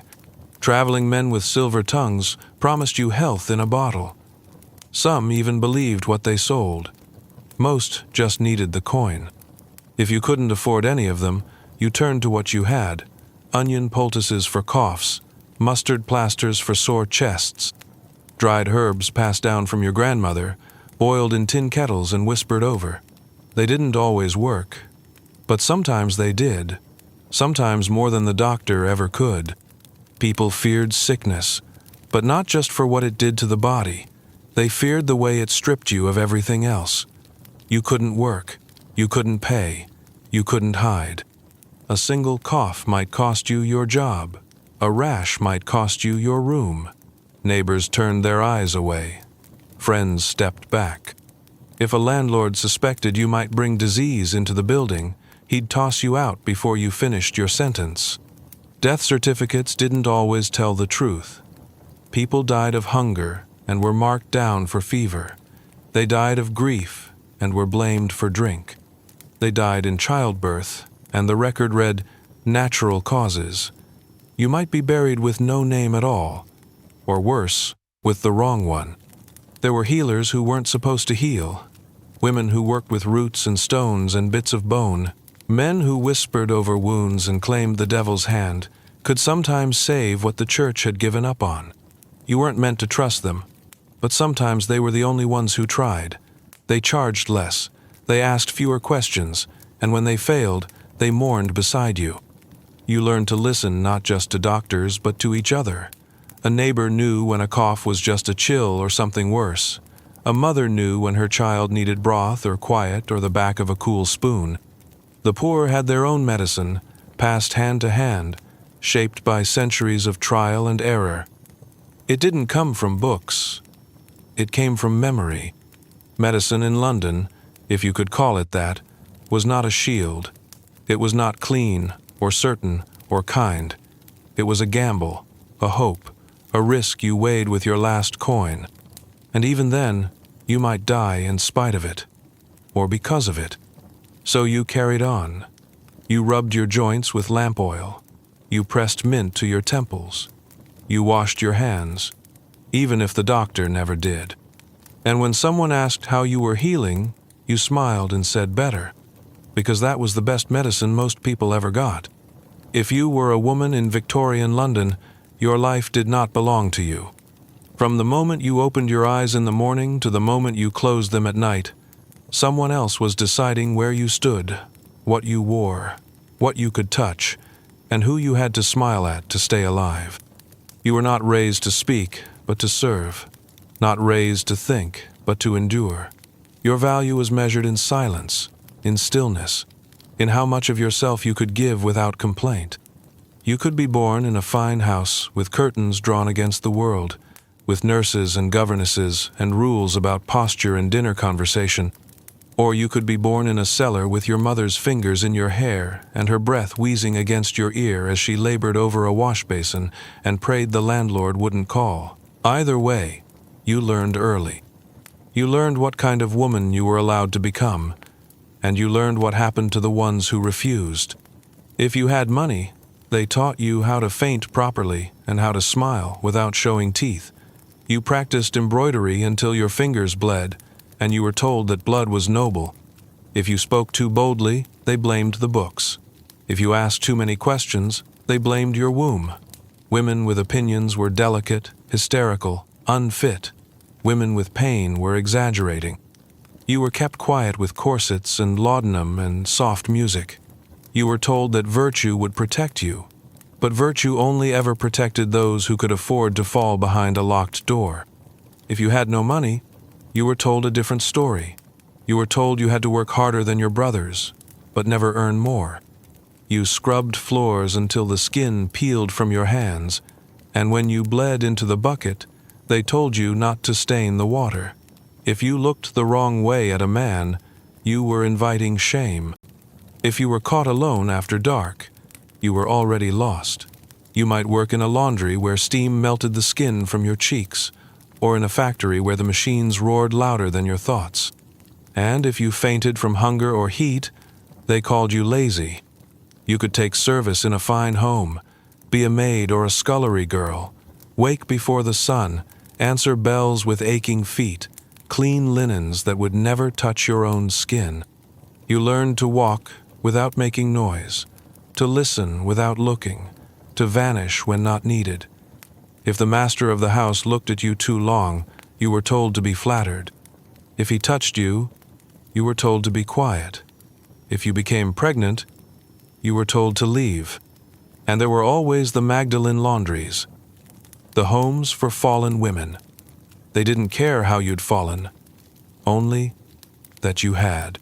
You could end up there after being raped, or tricked, or simply too poor to say no.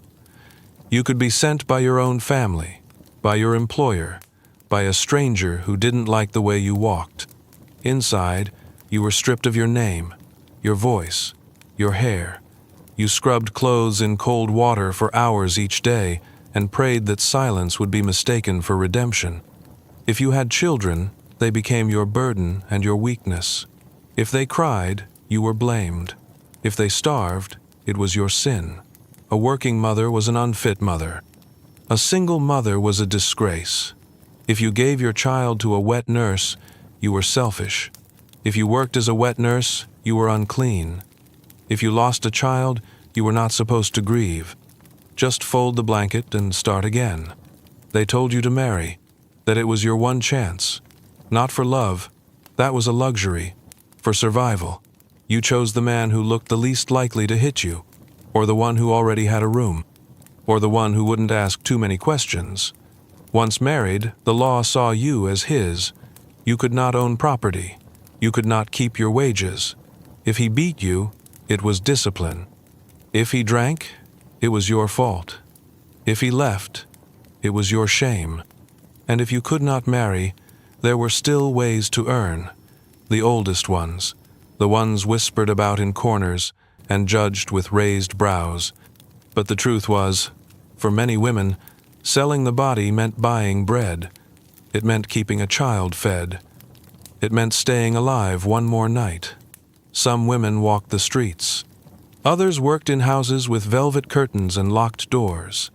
Some worked for madams who offered safety, or at least said they did. But safety was a fragile thing, easily stolen.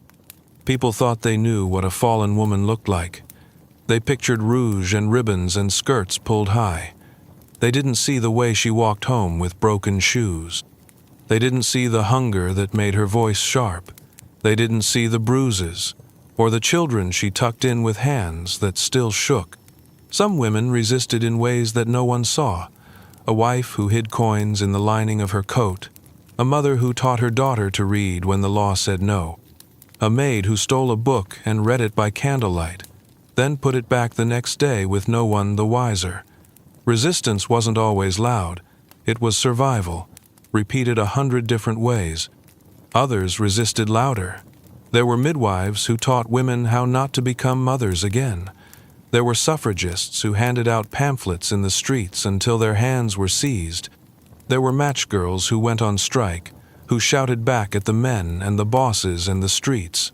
There were women who wrote, under false names, about injustice and pain and blood. They wrote in journals and diaries and letters they burned before they could be used as evidence. You might find strength in sisterhood, but it was not always easy to hold. The city made enemies of women, turned them against one another for scraps of work, for places in line, for the favor of men who owned their fates. But sometimes, in the hush of shared space, in a glance across a workroom or a whisper across a church pew, something stronger formed, a bond, a promise. You watch my back, and I'll watch yours. There were women who endured things they would never speak of, and women who would never let themselves be touched again. There were women who carved safety out of nothing, who raised children in rooms with no heat, who walked every day to a job that paid half what it should. And there were women who carried knives and wore their grief like armor. The city never truly saw them. It saw shadows, or temptations, or problems to be solved. But the women saw each other. They knew who had enough bread to share, who had enough strength left to sing, who needed a blanket more than pride. If you were a woman in Victorian London, you were expected to endure. You were expected to carry your burden with quiet hands and lowered eyes. But some didn't. Some looked back. Some raised their voices. Some left marks in places the city didn't know to look. And if no one thanked them, if no one wrote their names down, they still lived, still breathed, still survived. Because survival, for a woman in London, was not weakness. It was work. It was wisdom. It was war. It didn't take much to be labeled a troublemaker, a question asked too loudly, a refusal offered too quickly, a name spoken in the wrong room. Sometimes it was just a look. Sometimes it was just silence, when silence wasn't expected. If you lived quietly, the city ignored you. But the moment you spoke up, the ground shifted under your feet. Speaking up in London meant stepping out of your place. Everyone had one, even if it didn't fit. You were expected to stay within your corner, to keep to your trade, to mind your tongue unless it was being paid. A man with an opinion might be listened to or dismissed, but he was rarely punished for it. A woman with the same opinion could lose everything: her job, her lodging, her name. For the poor, speaking up meant risking what little you had. If you were a maid and told your mistress the master had put his hands on you, you were sent packing, not him. If you worked in a factory and tried to gather others to ask for better hours, the foreman told you there were 20 more girls waiting to take your place. If you wrote a letter to the paper about the soot that made your son cough blood, you might find the landlord raising your rent the next day. Even doctors could be punished. One physician in Spitalfields treated cholera not with leeches but with boiling water for linens, fresh air for rooms, and clean drinking wells. He wrote articles. He pleaded with the council. He mapped out the outbreaks and traced them to a single pump on Broad Street. They told him to stop causing panic. They called him mad. They said water couldn't carry death. He removed the handle from the pump himself. The deaths dropped. Years later, they gave him credit, but only after the ground had taken him. Women who ran clinics in slums and offered advice that wasn't blessed by church or crown were called dangerous, not for what they did, but for who they helped. If they offered herbs instead of prayers, they were witches.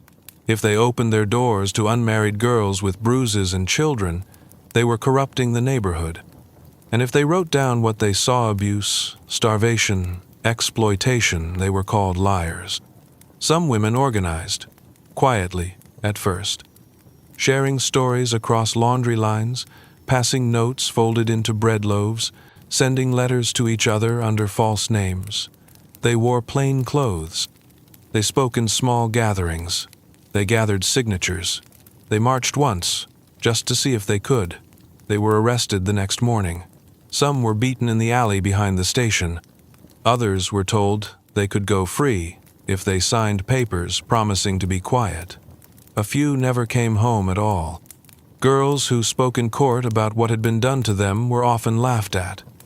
Their clothing examined more than their bruises, their past dragged through the street.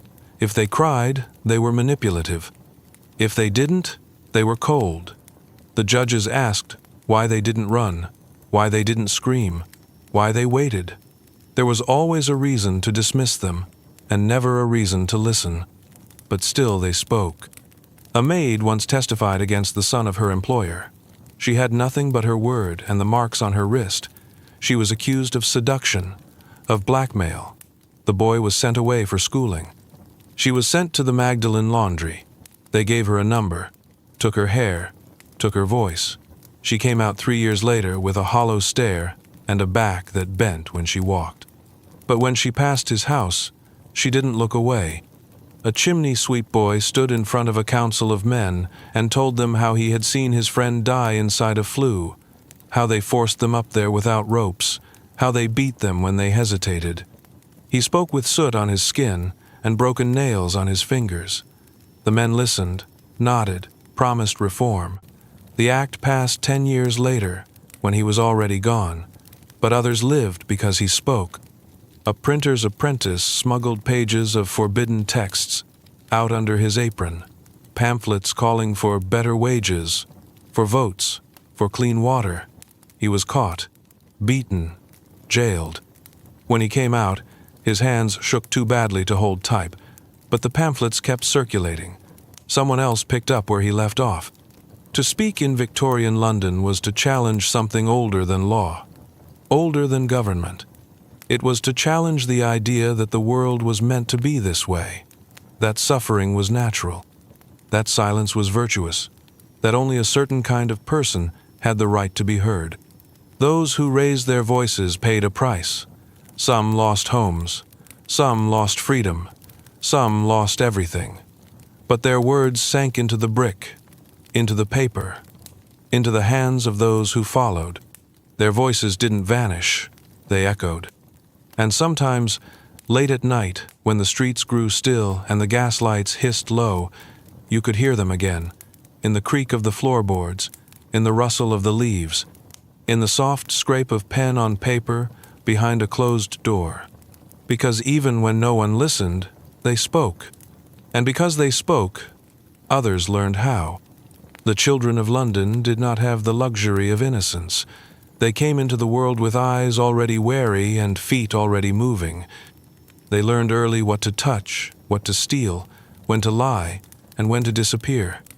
A child who lasted past 5 knew more about survival than most grown men sitting behind desks with soft hands and full plates. They did not ask why the world was cruel. They only asked which part of it would hurt them next. Some were born into rooms where crying was answered with a hush and a shaking hand. Others were left on church steps with nothing but a rag and a name no one would speak again. The lucky ones were claimed by a neighbor or an older sibling. The others found their own way. They became chimney sweeps, street sellers, mudlarks, errand runners. They picked up bones from alleys, sold flowers to drunk men with drooping hats, swept horse dung for a coin that never came. They worked as soon as they could stand. If their fingers were small enough, they climbed flues black with soot, coughing soot-black blood before they could even spell their names. They slipped between machinery and textile mills, dodging belts and wheels that caught more than cloth. If they slowed down, they were struck. If they cried, they were mocked. Some lost fingers. Some lost arms. All of them lost something. Their games did not come with laughter. They played with bits of broken glass, scraps of wood, string tied around rats. They raced for crusts of bread thrown into the street.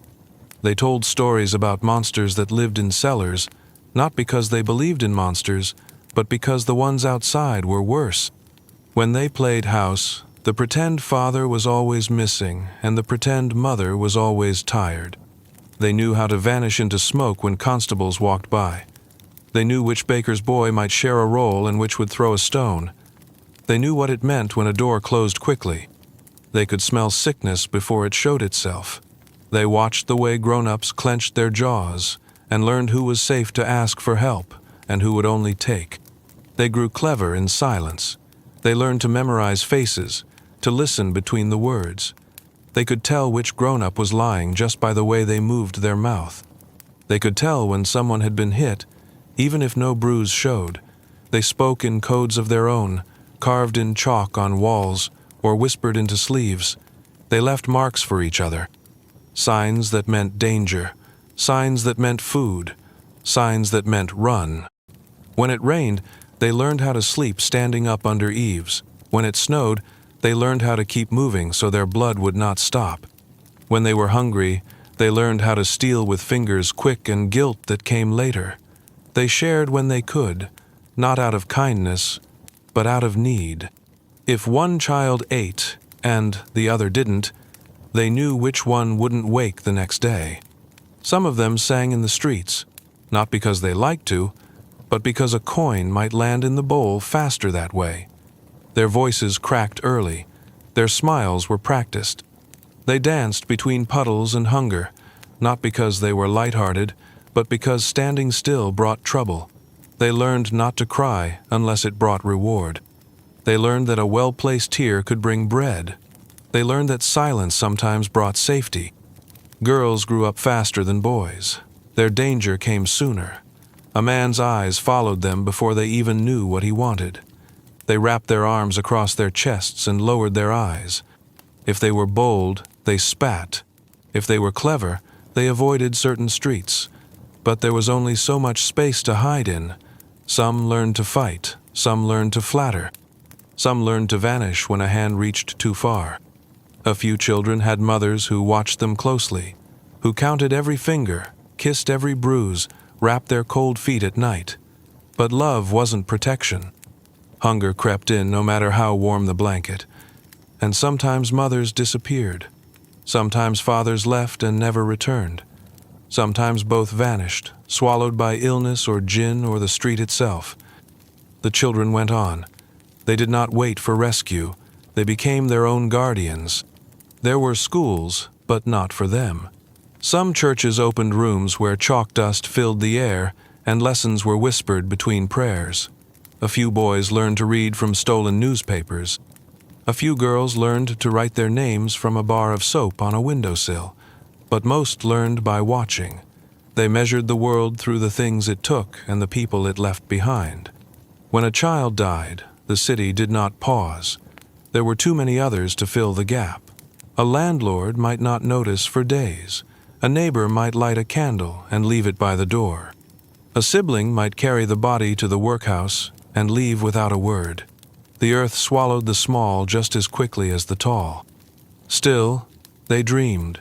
They dreamed of shoes that didn't leak, of bread that was warm, of a roof that stayed dry.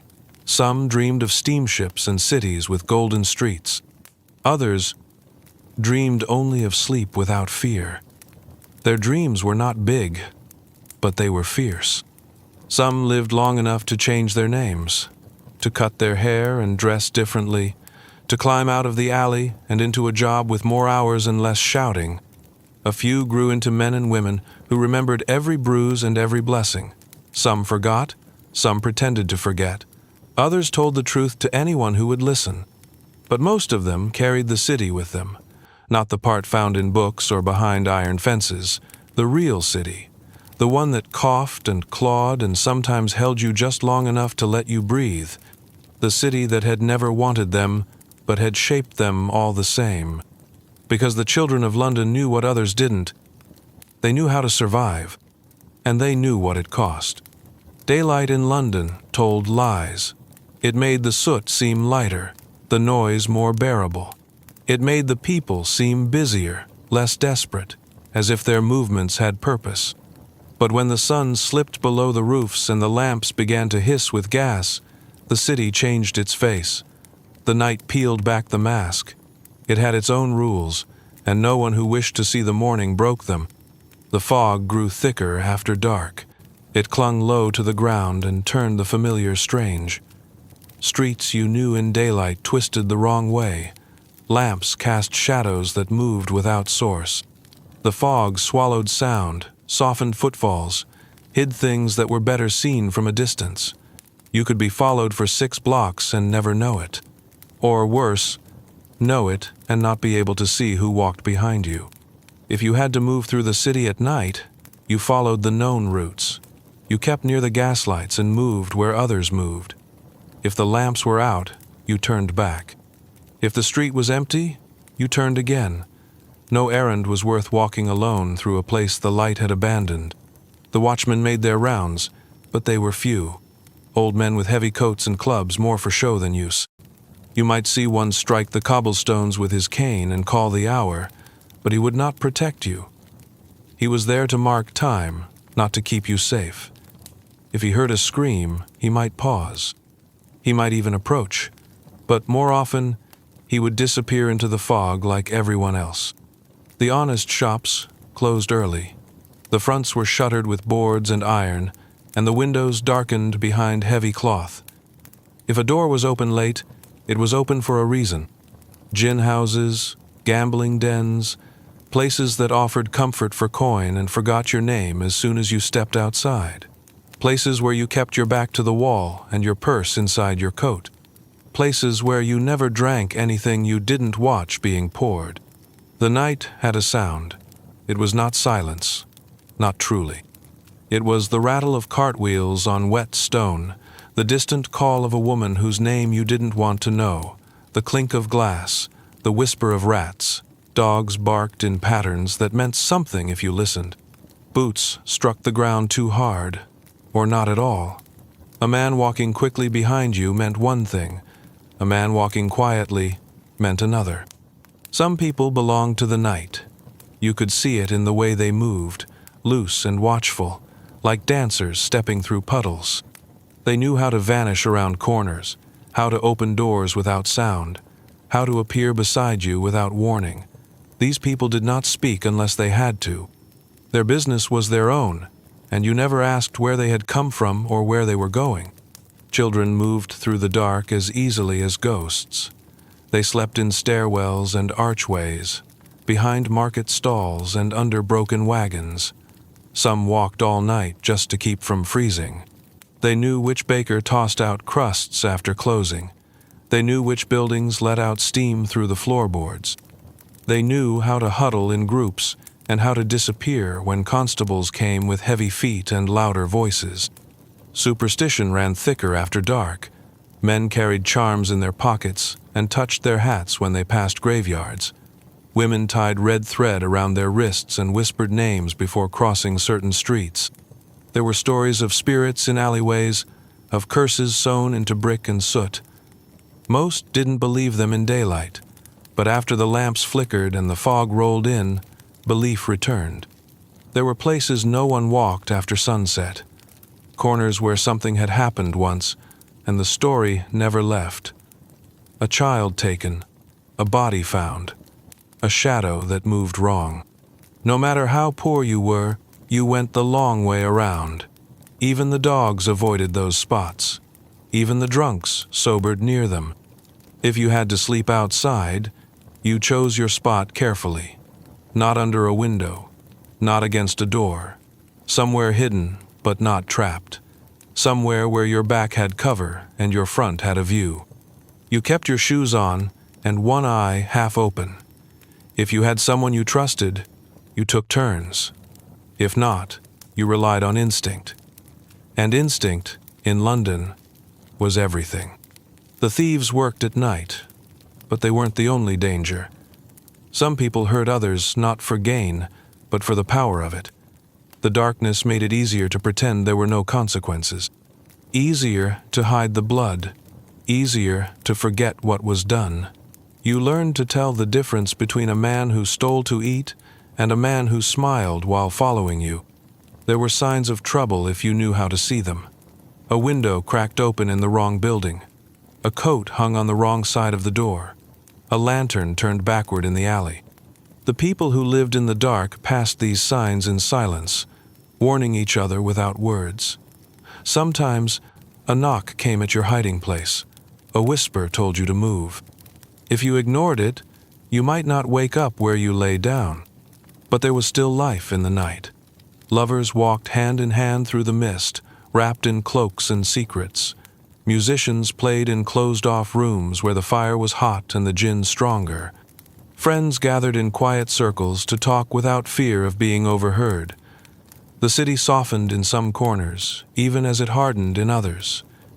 You could find comfort, but only if you paid attention. Some said the city never slept, that it only changed shape, that the darkness peeled back the pretense and let you see what London truly was. Not the buildings or the carriages or the columns in front of banks, but the people who moved through its shadows, who found a way to live when the rest of the world turned its back. Because the night didn't forgive mistakes. It remembered who had learned its rules and who had not. And the ones who learned, lived. There were places in the city where you thought safety might live. Churches with high stone walls and stained glass windows. Hospitals with crosses over their doors. Police stations with gas lamps burning outside. You stepped toward those places with hope, or with desperation, or with nothing left to lose. And most times, you left colder than when you arrived. The churches weren't always unkind, but kindness didn't fill a stomach or cure fever. A bowl of soup, maybe, once a week. A scrap of blanket if you were early in the queue. But only if you sat through the sermon and lowered your eyes when the preacher spoke about sin and suffering as if they were your fault. You were told to be grateful, and perhaps you were, but you also learned not to ask twice. Hospitals kept their gates locked unless you had a note from someone who mattered. Without it, you waited on the steps with others who smelled of blood or rot or the river. Sometimes they brought you in. Sometimes they didn't. The wards were loud, the beds too close, the smell of death stronger than the smell of soap. You lay still and tried not to breathe too deeply. The constables offered no comfort. If you knocked at their door, you were met with suspicion. Why were you there? Who had sent you? Were you running from something? If you were poor, you must have done something to deserve it. If you were a woman, they looked at you too long and said too little. Sanctuary didn't live behind a badge. It wasn't written in ledgers or worn on sleeves. But it did exist. It just didn't look like you expected. It lived in the back rooms of bakeries, where a woman with flour on her hands would hand you a crust without asking your name. It lived in the corners of laundries, where girls whispered warnings and passed each other soap stolen from better houses. It lived in the eyes of an old man who let you sleep in his shed, so long as you left before sunrise. There were nurses who came home from the wards with sore feet and a slice of bread wrapped in cloth, who gave that bread to someone sleeping by the gate. They didn't speak. They didn't need to. Their hands said enough. There were midwives who knew how to help without judgment, who never asked if the father would be staying, who stayed themselves when others turned away. They knew how to soothe pain with voice alone. They held babies who were not their own, and mothers who had no one else. In the alley behind the tannery, a widow with too many cats took in girls with no shoes. She didn't offer a bed, just a mat near the stove and tea made from herbs no one could name. She told stories while the girls rested.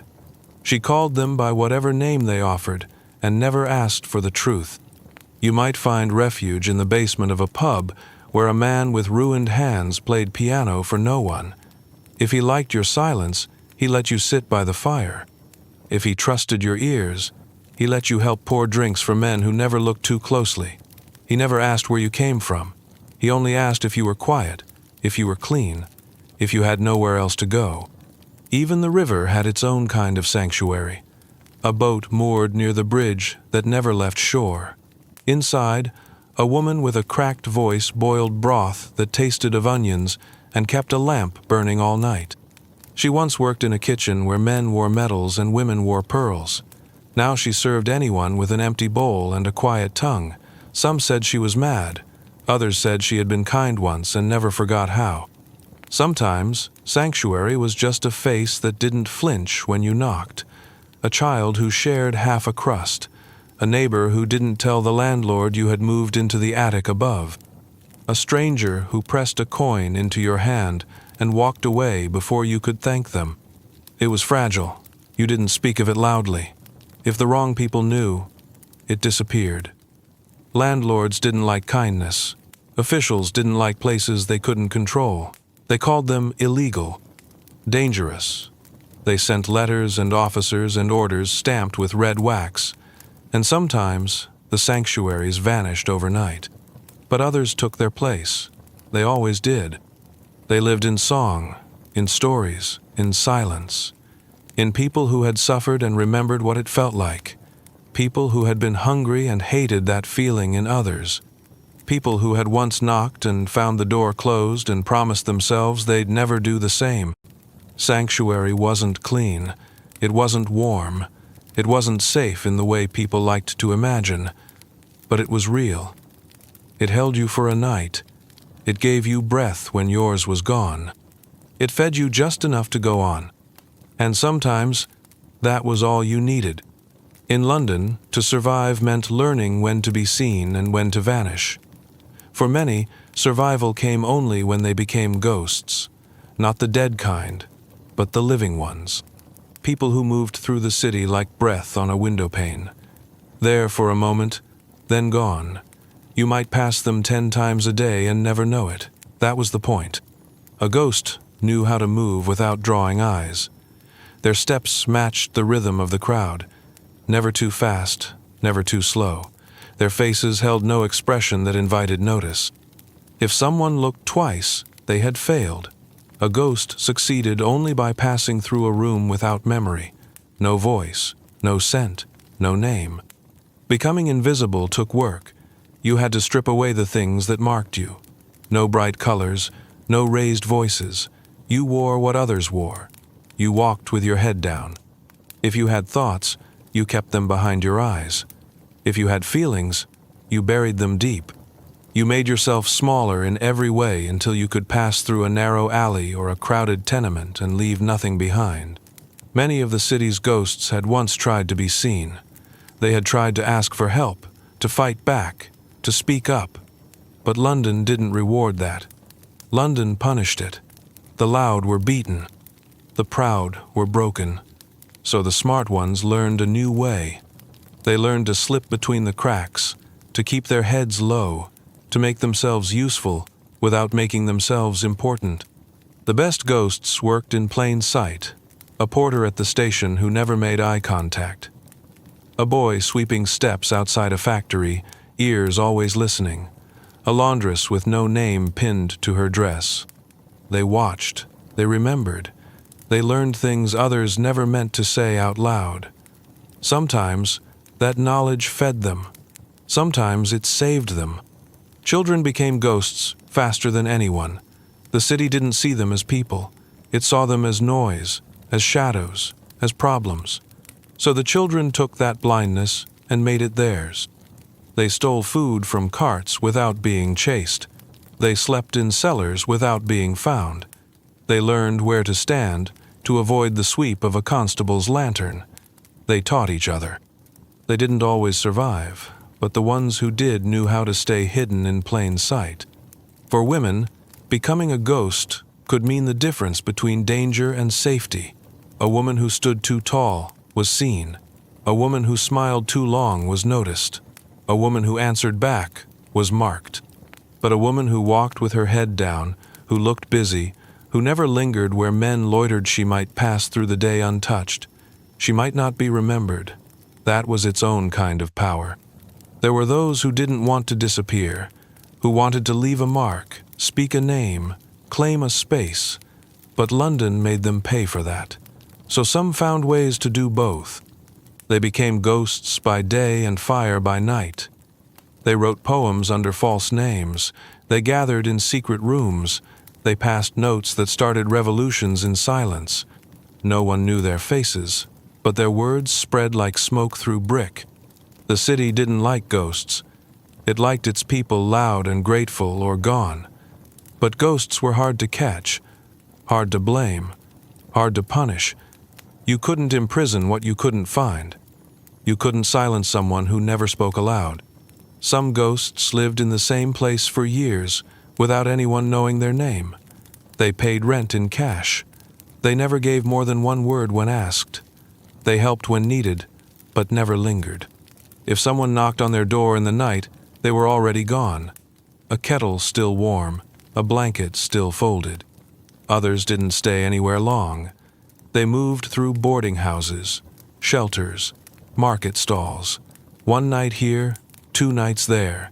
They left no trail, no letter, no keepsake.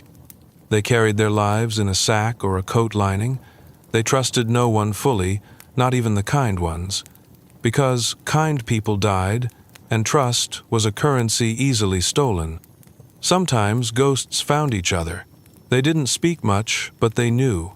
A glance, a nod, a moment shared under an awning when the rain came hard. They didn't ask questions.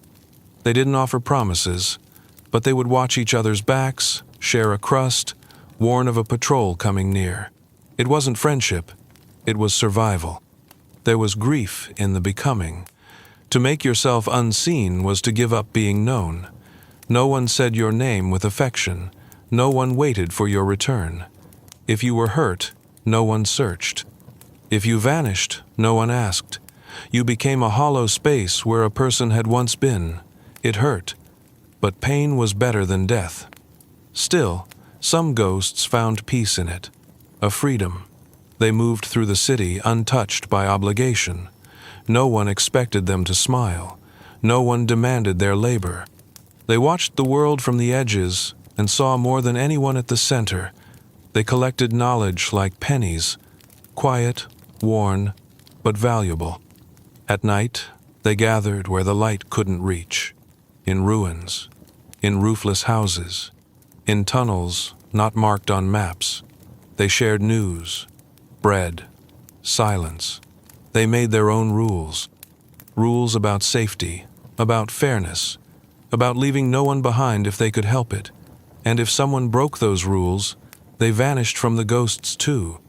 London was full of noise, full of fire, full of cruelty. But in the spaces between, the ghosts walked.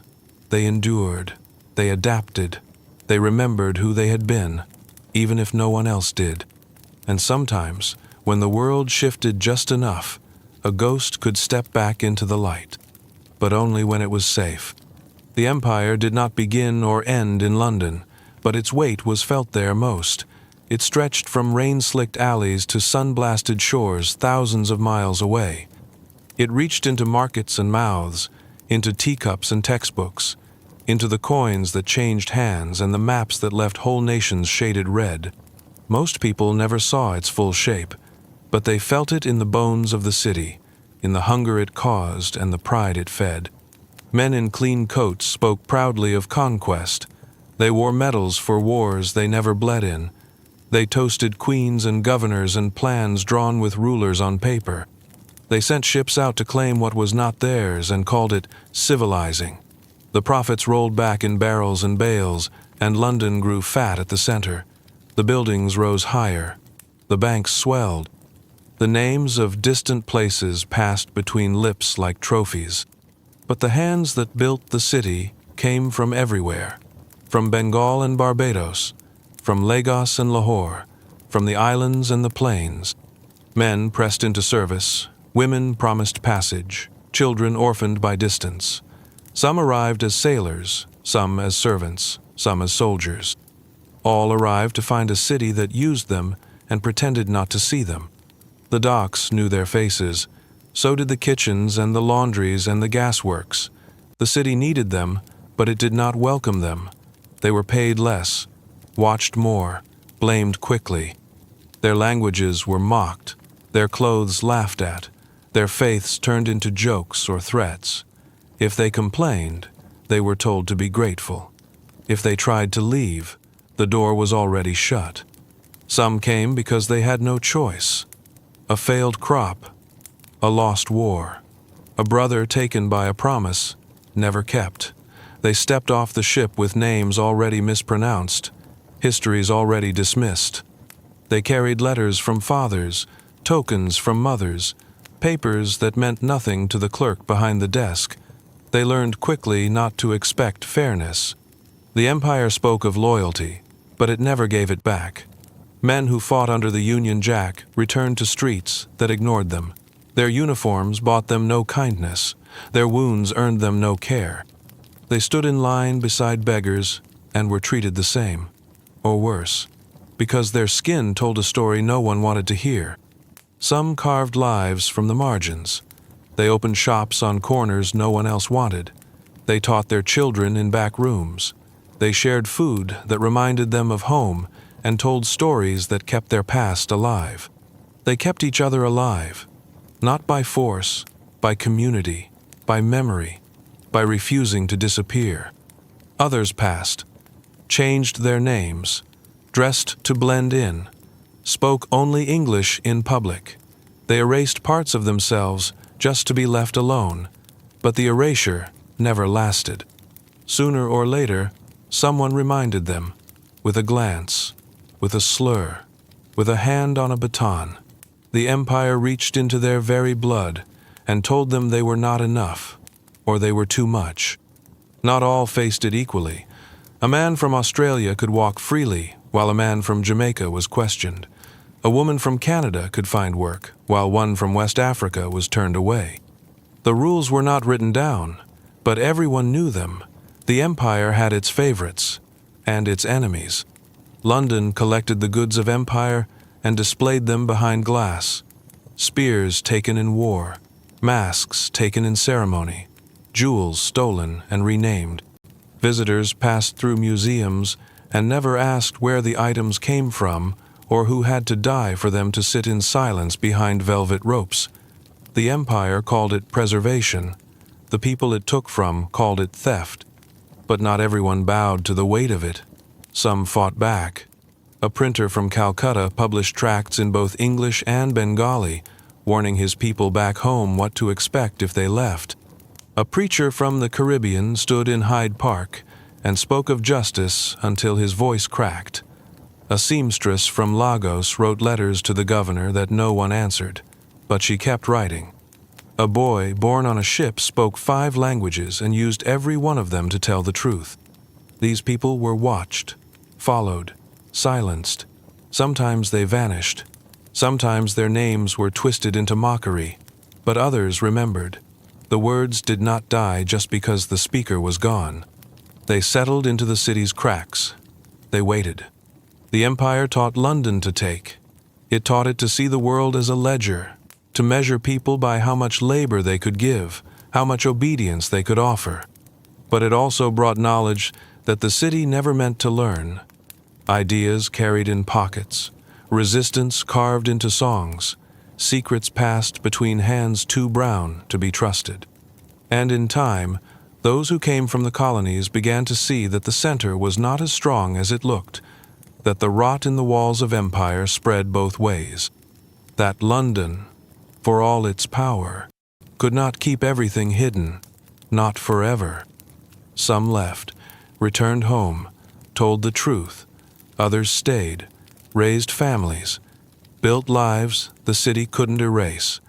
They worked, taught, marched, wrote. They changed the shape of London without asking permission. The long arm of empire reached into every corner of the city, but it did not hold it all, and the people it tried to crush beneath its pride and greed did not all stay quiet.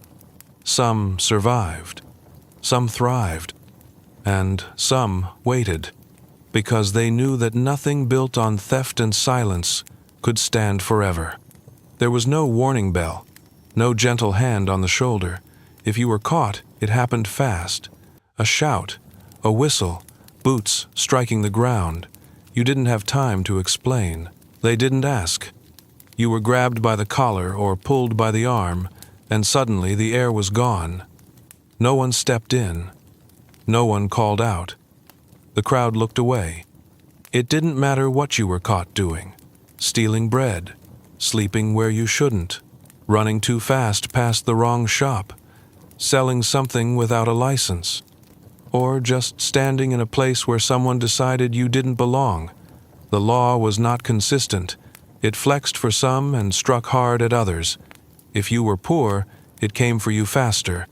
If your skin was dark, it came harder. The constables did not speak kindly. They held their clubs too tightly and made jokes you weren't meant to laugh at. If you flinched, they called it guilt. If you protested, they called it resistance. You learned not to speak at all, not when they dragged you down an alley or pressed your face against a wall or shoved you into the back of the wagon. The station was not a place of answers. You were not offered a chair. You were not asked your side of the story. You were told what you had done and then punished for it. They wrote your name wrong or not at all. They asked if you had family. They didn't wait for your reply. You might sit there for hours with your hands still trembling, hearing others come and go, listening for your name that never came. Sometimes it was over quickly, a fine you couldn't afford, a slap and a warning that felt more like a threat. They let you out with less than you came in with. No shoes, no bag. Sometimes not even your name. Other times they kept you. You were taken down into holding cells that stank of mildew and old sweat. The light didn't reach far. The walls were wet. The straw on the floor was thin and filthy. You shared the space with strangers who didn't speak or who spoke too much. Some shouted all night. Others didn't speak at all. You learned to sleep sitting up with one eye half open. If you were young, they still didn't go easy. Boys were whipped or sent to the mills. Girls were sent to houses that claimed to reform them. Those houses were cold and quiet and cruel. You rose at dawn. You worked until your fingers cracked. You prayed in silence, and you were told that this was kindness. If they said your crime was theft, you might end up at the courthouse with a dozen others. You stood in a row like cattle. The judge didn't look at you. Not really. He looked at the paper with your name and asked if you understood the charge. Whether you nodded or not, he moved on. If he was in a good mood, you went home with a warning. If not, you were marked. A mark meant more than jail. It meant no work, no housing. It meant your name was spoken in whispers. Landlords asked too many questions. Foremen turned their backs. It followed you, that one moment when you were caught. It grew like mold in every letter you tried to write. It clung to your boots and your breath. Sometimes the sentence was transportation. They sent you far away across oceans to lands you'd never seen. You stood in line at the docks and boarded a ship where you were chained with others who also had no way back. Months at sea, filth, hunger, disease. When you arrived, you worked for nothing. You worked until your body bent wrong. If you survived, you were free to stay where no one knew you. If the crime was worse, or if they said it was, you were sent to prison. The great stone buildings on the edge of the city where men marched in silence and wore numbers instead of names. Where you worked until your hands bled. Where speaking was forbidden. Where you stared at the floor and counted your own footsteps to remember what time was.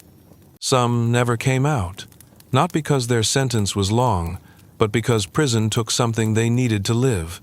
A voice, a memory, a part of the mind that couldn't be stitched back together. They were released in name only. The city swallowed them and forgot they had ever been whole. And then there was the gallows. If the court decided your crime was too great, if someone needed to be made an example of, you were sentenced to hang. The people gathered early.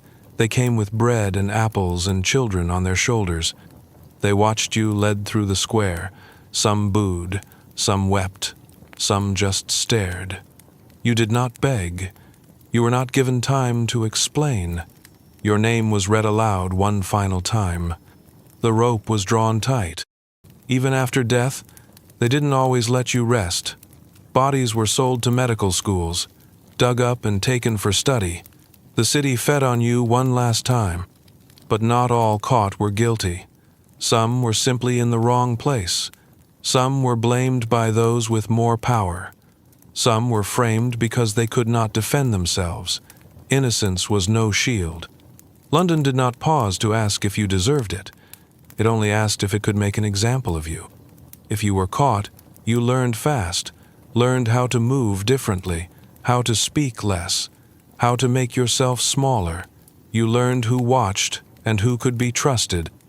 And if you survived it, You carried the fear inside you like a second skin. It never left. It simply quieted. Because in London, justice was a shape that changed depending on who held it. And if you were on the wrong end, your only chance was not to be caught again. Not everyone vanished. Not everyone was swallowed by soot and silence. Some people left something behind. Not a statue, not a name carved into stone, but a mark that lived in other ways. A gesture, a story, a scar, a change in the way the street curved or the way a door stayed open. They moved through the city like everyone else, but something they did stuck. Something they said was remembered. Not by the powerful, but by the ones who came after. It didn't take money. It didn't take a title. It took stubbornness. It took pain. It took refusing to disappear. There was a girl who sang in the market every morning. Her voice wasn't sweet, but it was strong. She knew songs from 3 counties and made up her own when the mood struck. People left her coins, not for the music, but for the way her chin stayed high when others looked down. One day, she was gone. No one knew where. But weeks later, a boy took her spot and sang the same songs. A younger girl joined him. The voice was different, but the song lived on. A baker near Lambeth gave bread to children with no shoes. He never said a word about it, just left the loaves by the back door after the evening bell. He died one winter night, frozen in his chair. The shop passed to someone else, but the bread kept appearing. A different door, same gift. No one knew who started it again. Maybe one of the children. Maybe a stranger who had once been hungry. The act lived, even if the man didn't. A woman who cleaned houses during the day taught 3 other women to read at night. In a room above the tannery, by the light of a single lamp, they traced the same letters again and again until they could write their names without looking. One of those women became a teacher. She opened a room with 6 chairs and a coal stove. 10 years later, there were 60 children in that room and a waiting list to join. Sometimes the mark was a bruise turned into a warning. A boy who had been beaten by his employer carved a symbol into the alley wall behind the stable. A crooked hand. The next time someone asked about work there, a neighbor pointed to that mark. Don't go, it's not worth it. That hand appeared in other alleys after that, in different shapes, in different colors. A silent code passed between the hurt and the watchful. There was a woman who lost her child to a cough that came from the factory air. She stood outside the gate every day and told every mother who passed not to send their daughters inside. Most ignored her. Some spat. But a few listened. One girl who did became a nurse. She stitched a blue ribbon into her coat as a promise to the woman who had warned her. When she opened her first ward, every patient got the same ribbon tied to their bedpost. A man who sold newspapers once used his last shilling not on bread, but on ink. He wrote what he saw: children too thin to run, rats in the flour sacks, landlords who locked tenants in when they couldn't pay. His paper never sold well. The constables tore it down when they found it. But he gave a copy to a student once. That student became a journalist.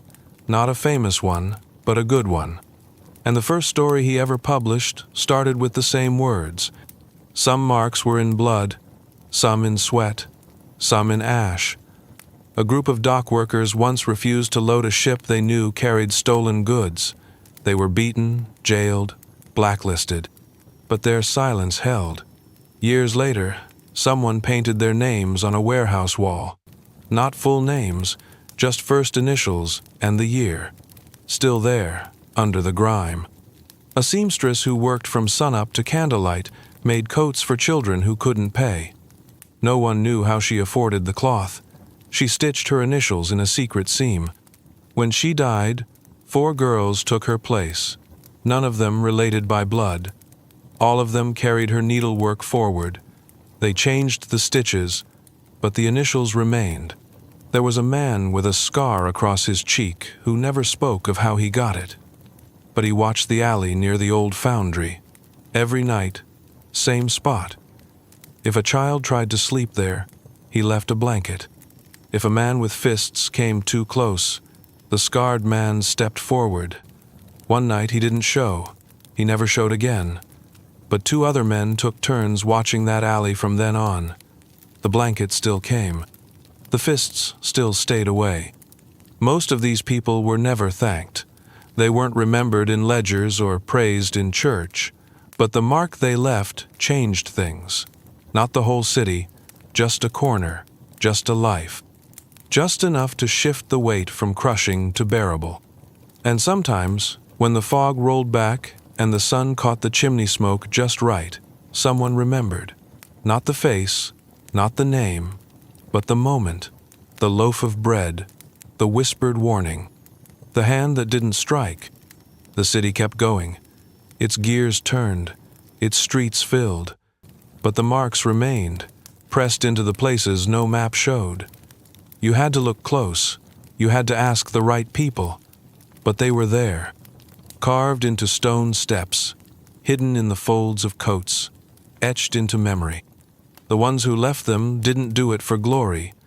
They did it because the city tried to erase them, and they refused. They left behind something that said, "I was here. I saw what was done. I gave what I could. I mattered." And in London, that was more than most ever managed. The city did not take everything at once. It took in pieces, slowly, carefully, in ways you didn't always notice. It started with the little things. The sound of laughter when you walked past children playing and realized you could no longer join in. The warmth of a full belly forgotten because you hadn't felt it in so long. The simple freedom of walking without looking over your shoulder. London wore you down. It was not the thunderous collapse of a single day, but the steady erosion of self, the weight of footsteps that left no trace, the endless noise that dulled your thoughts, the cold that lived in your joints, even in spring, the smoke that never cleared from your lungs. You gave it your strength first, then your sleep, then your voice, then something deeper.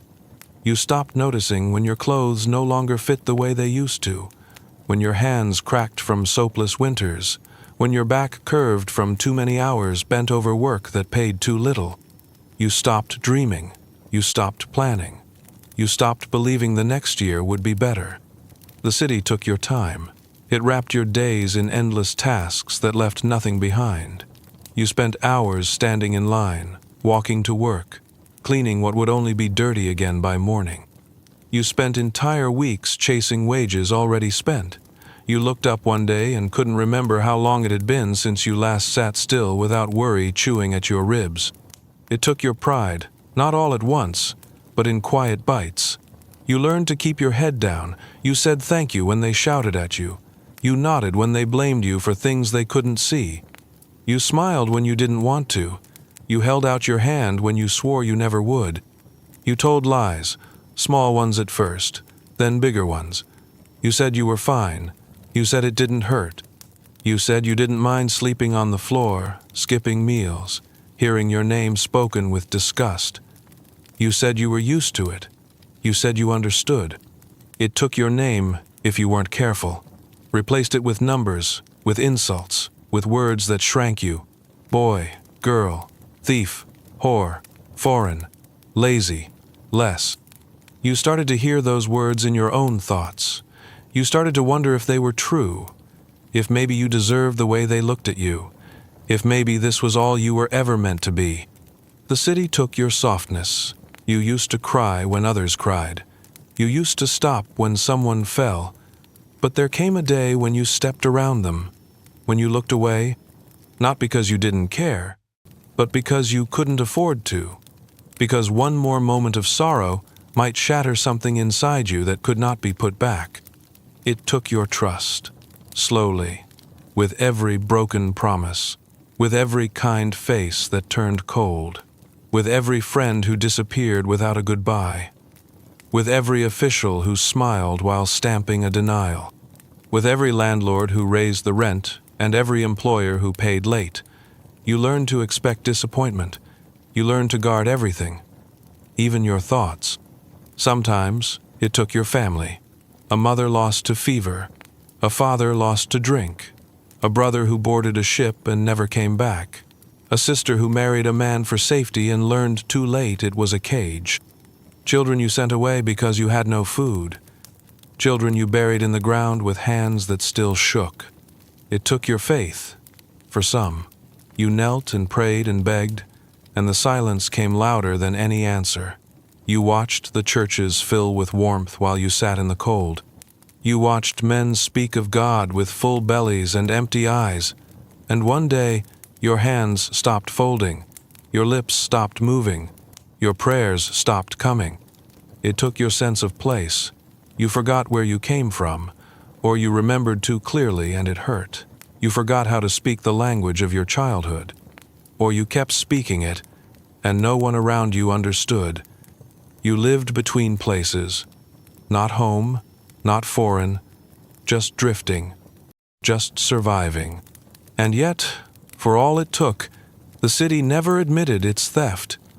It told you to try harder, to be grateful, to stop complaining. It pointed at your exhaustion and said it was your fault. It blamed your hunger on laziness, your sadness on weakness, your rage on madness. It made you carry the weight of your own suffering as if it had handed you the tools and watched you build the cage. Some never recovered. They walked a little slower each day. They talked less. They stared longer at nothing. They became pieces of the street, part of the background. Others fought harder. They raised their voices, even when no one listened. They raged in doorways and courtyards. They wrote messages on bricks and pinned letters to church doors. But even they knew what had been taken could never be returned. Still, you lived. That was the one thing it could not take without permission. You found ways to stay upright. You found someone who saw you, even if only for a moment. You sang under your breath. You ran your fingers across the edge of a railing and remembered softness. You fed a stranger when you had only a little. You told a child a story that had no sadness in it, just once. The city took from you every day, but it never owned you. Not completely. The streets are quieter now, but not silent. The smoke has thinned, but it still clings to the brick if you get close enough. London wears new clothes, but the bones beneath have not changed. The lines between rich and poor are less visible but still sharp. The streets are paved differently. The names on the buildings have changed. But the story, at its core, remains the same. To survive, then, you learn to endure, to keep your head low and your eyes sharp, to see opportunity where others saw filth, to know when to speak and when silence might save you.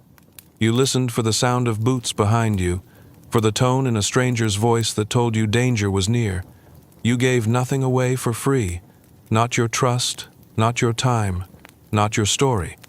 It wasn't about living well, it was about living, holding on to just enough hope to make it to the next day, letting a smile come once a week instead of once a month, letting kindness in only when it wouldn't cost too much. You bent so you wouldn't break. You walked away when you wanted to fight. You wept in places where no one could see. That was survival. Now, the world moves faster. The factories roar inside devices instead of buildings. The soot collects behind screens and in lungs that breathe air-conditioned by machines. But the pressure, the hunger, the reaching and clawing for a place to stand it is still here. It just dresses different. It speaks in softer words, but it still takes from those who cannot afford to lose. People still live 10 to a room. They still sleep with one eye open. They still wonder how they'll eat next week. They still stand before men who make decisions about their lives without knowing their names. They still learn to smile when they want to scream. They still walk into rooms and feel the weight of judgment before a single word is spoken. Some things have changed. There are laws that promise protection. There are voices that carry further now, through wires and signals and screens. There are places where truth can be told and heard. But protection is not always honored. Voices are still ignored, and truth still costs something to speak. To survive now, you still need to listen. You still need to know when to wait and when to act. You still need to read the room. You still need to find your own.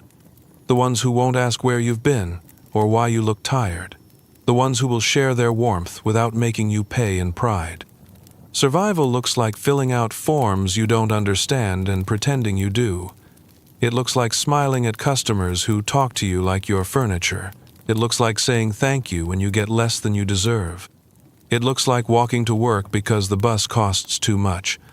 It looks like hiding your hunger in plain sight. It looks like caring for someone else's children while wondering who's caring for your own. But survival also looks like knowing the story behind the walls. It looks like hearing the echoes of those who came before and understanding that you are not alone. You come from a line of survivors. People who knew how to make a meal from scraps and a bed from stone. People who sang to forget the cold and laughed in rooms with no heat. People who lost everything and kept going anyway. They didn't always win. Most didn't. But they found ways to leave a mark. A child who grew into a teacher. A letter hidden in the lining of a coat, a song passed down with no name attached. They left signs behind, if you know how to look, in the shape of a building, in the rhythm of a word, in the stories told in whispers, between people who carry the same burden.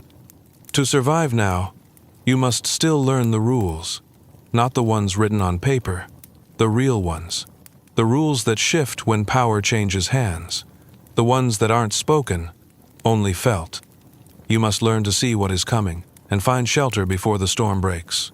You must learn to build a life from whatever the world gives you, even if it is broken glass and wet wood. You must learn who can be trusted, who smiles with empty eyes, who listens without waiting to speak, who remembers your name even when there's nothing to gain. You must learn who stands behind you when things go wrong, who sees you when you're quiet, who stays when you fail. Then and now, the city doesn't stop to mourn the ones it crushes. It steps over them. It forgets them. But you don't have to. You can carry their memory. You can say their names. You can make space for those who have none. That is survival too. Not just getting by, but making sure someone else gets by with you. Making sure the door doesn't close behind you. Making sure the kindness you once received is given again, even when you have little left to give. You survive by remembering that your pain is not weakness, that your exhaustion is not failure, that your silence is not consent, that your anger is not wrong, that your worth is not measured by coin or by title or by what others choose to see. You survive by knowing that suffering in silence is not the only path, that raising your voice, even if it shakes, still matters, that asking for help is not shameful, that offering help, even small, is sacred. You survive by building, not always big, not always bold. Sometimes all you can build is a moment, a place at your table, a chance for someone else to speak, a crack of light in a dark hallway. It is enough. London taught the lesson cruelly, but it is still a lesson. Those who endure learn not just how to live, but how to carry others, how to leave a trail where none was before, how to mark the door so that someone behind you knows it's safe. The filth and fury of the past may be cleaned from the stones, but it lingers in policy, in posture, in the corners of the map where no one visits unless they must. To survive now, you do not need to pretend the dirt is gone. You only need to see it clearly, to know it when it rises again, to call it by name. You are not the first, you will not be the last, but you are here, breathing, seeing, enduring. That is enough. And when you reach back for someone else, when you pass along a truth, when you make room where there was none, you become more than a survivor. You become a keeper of the fire, and the fire remembers.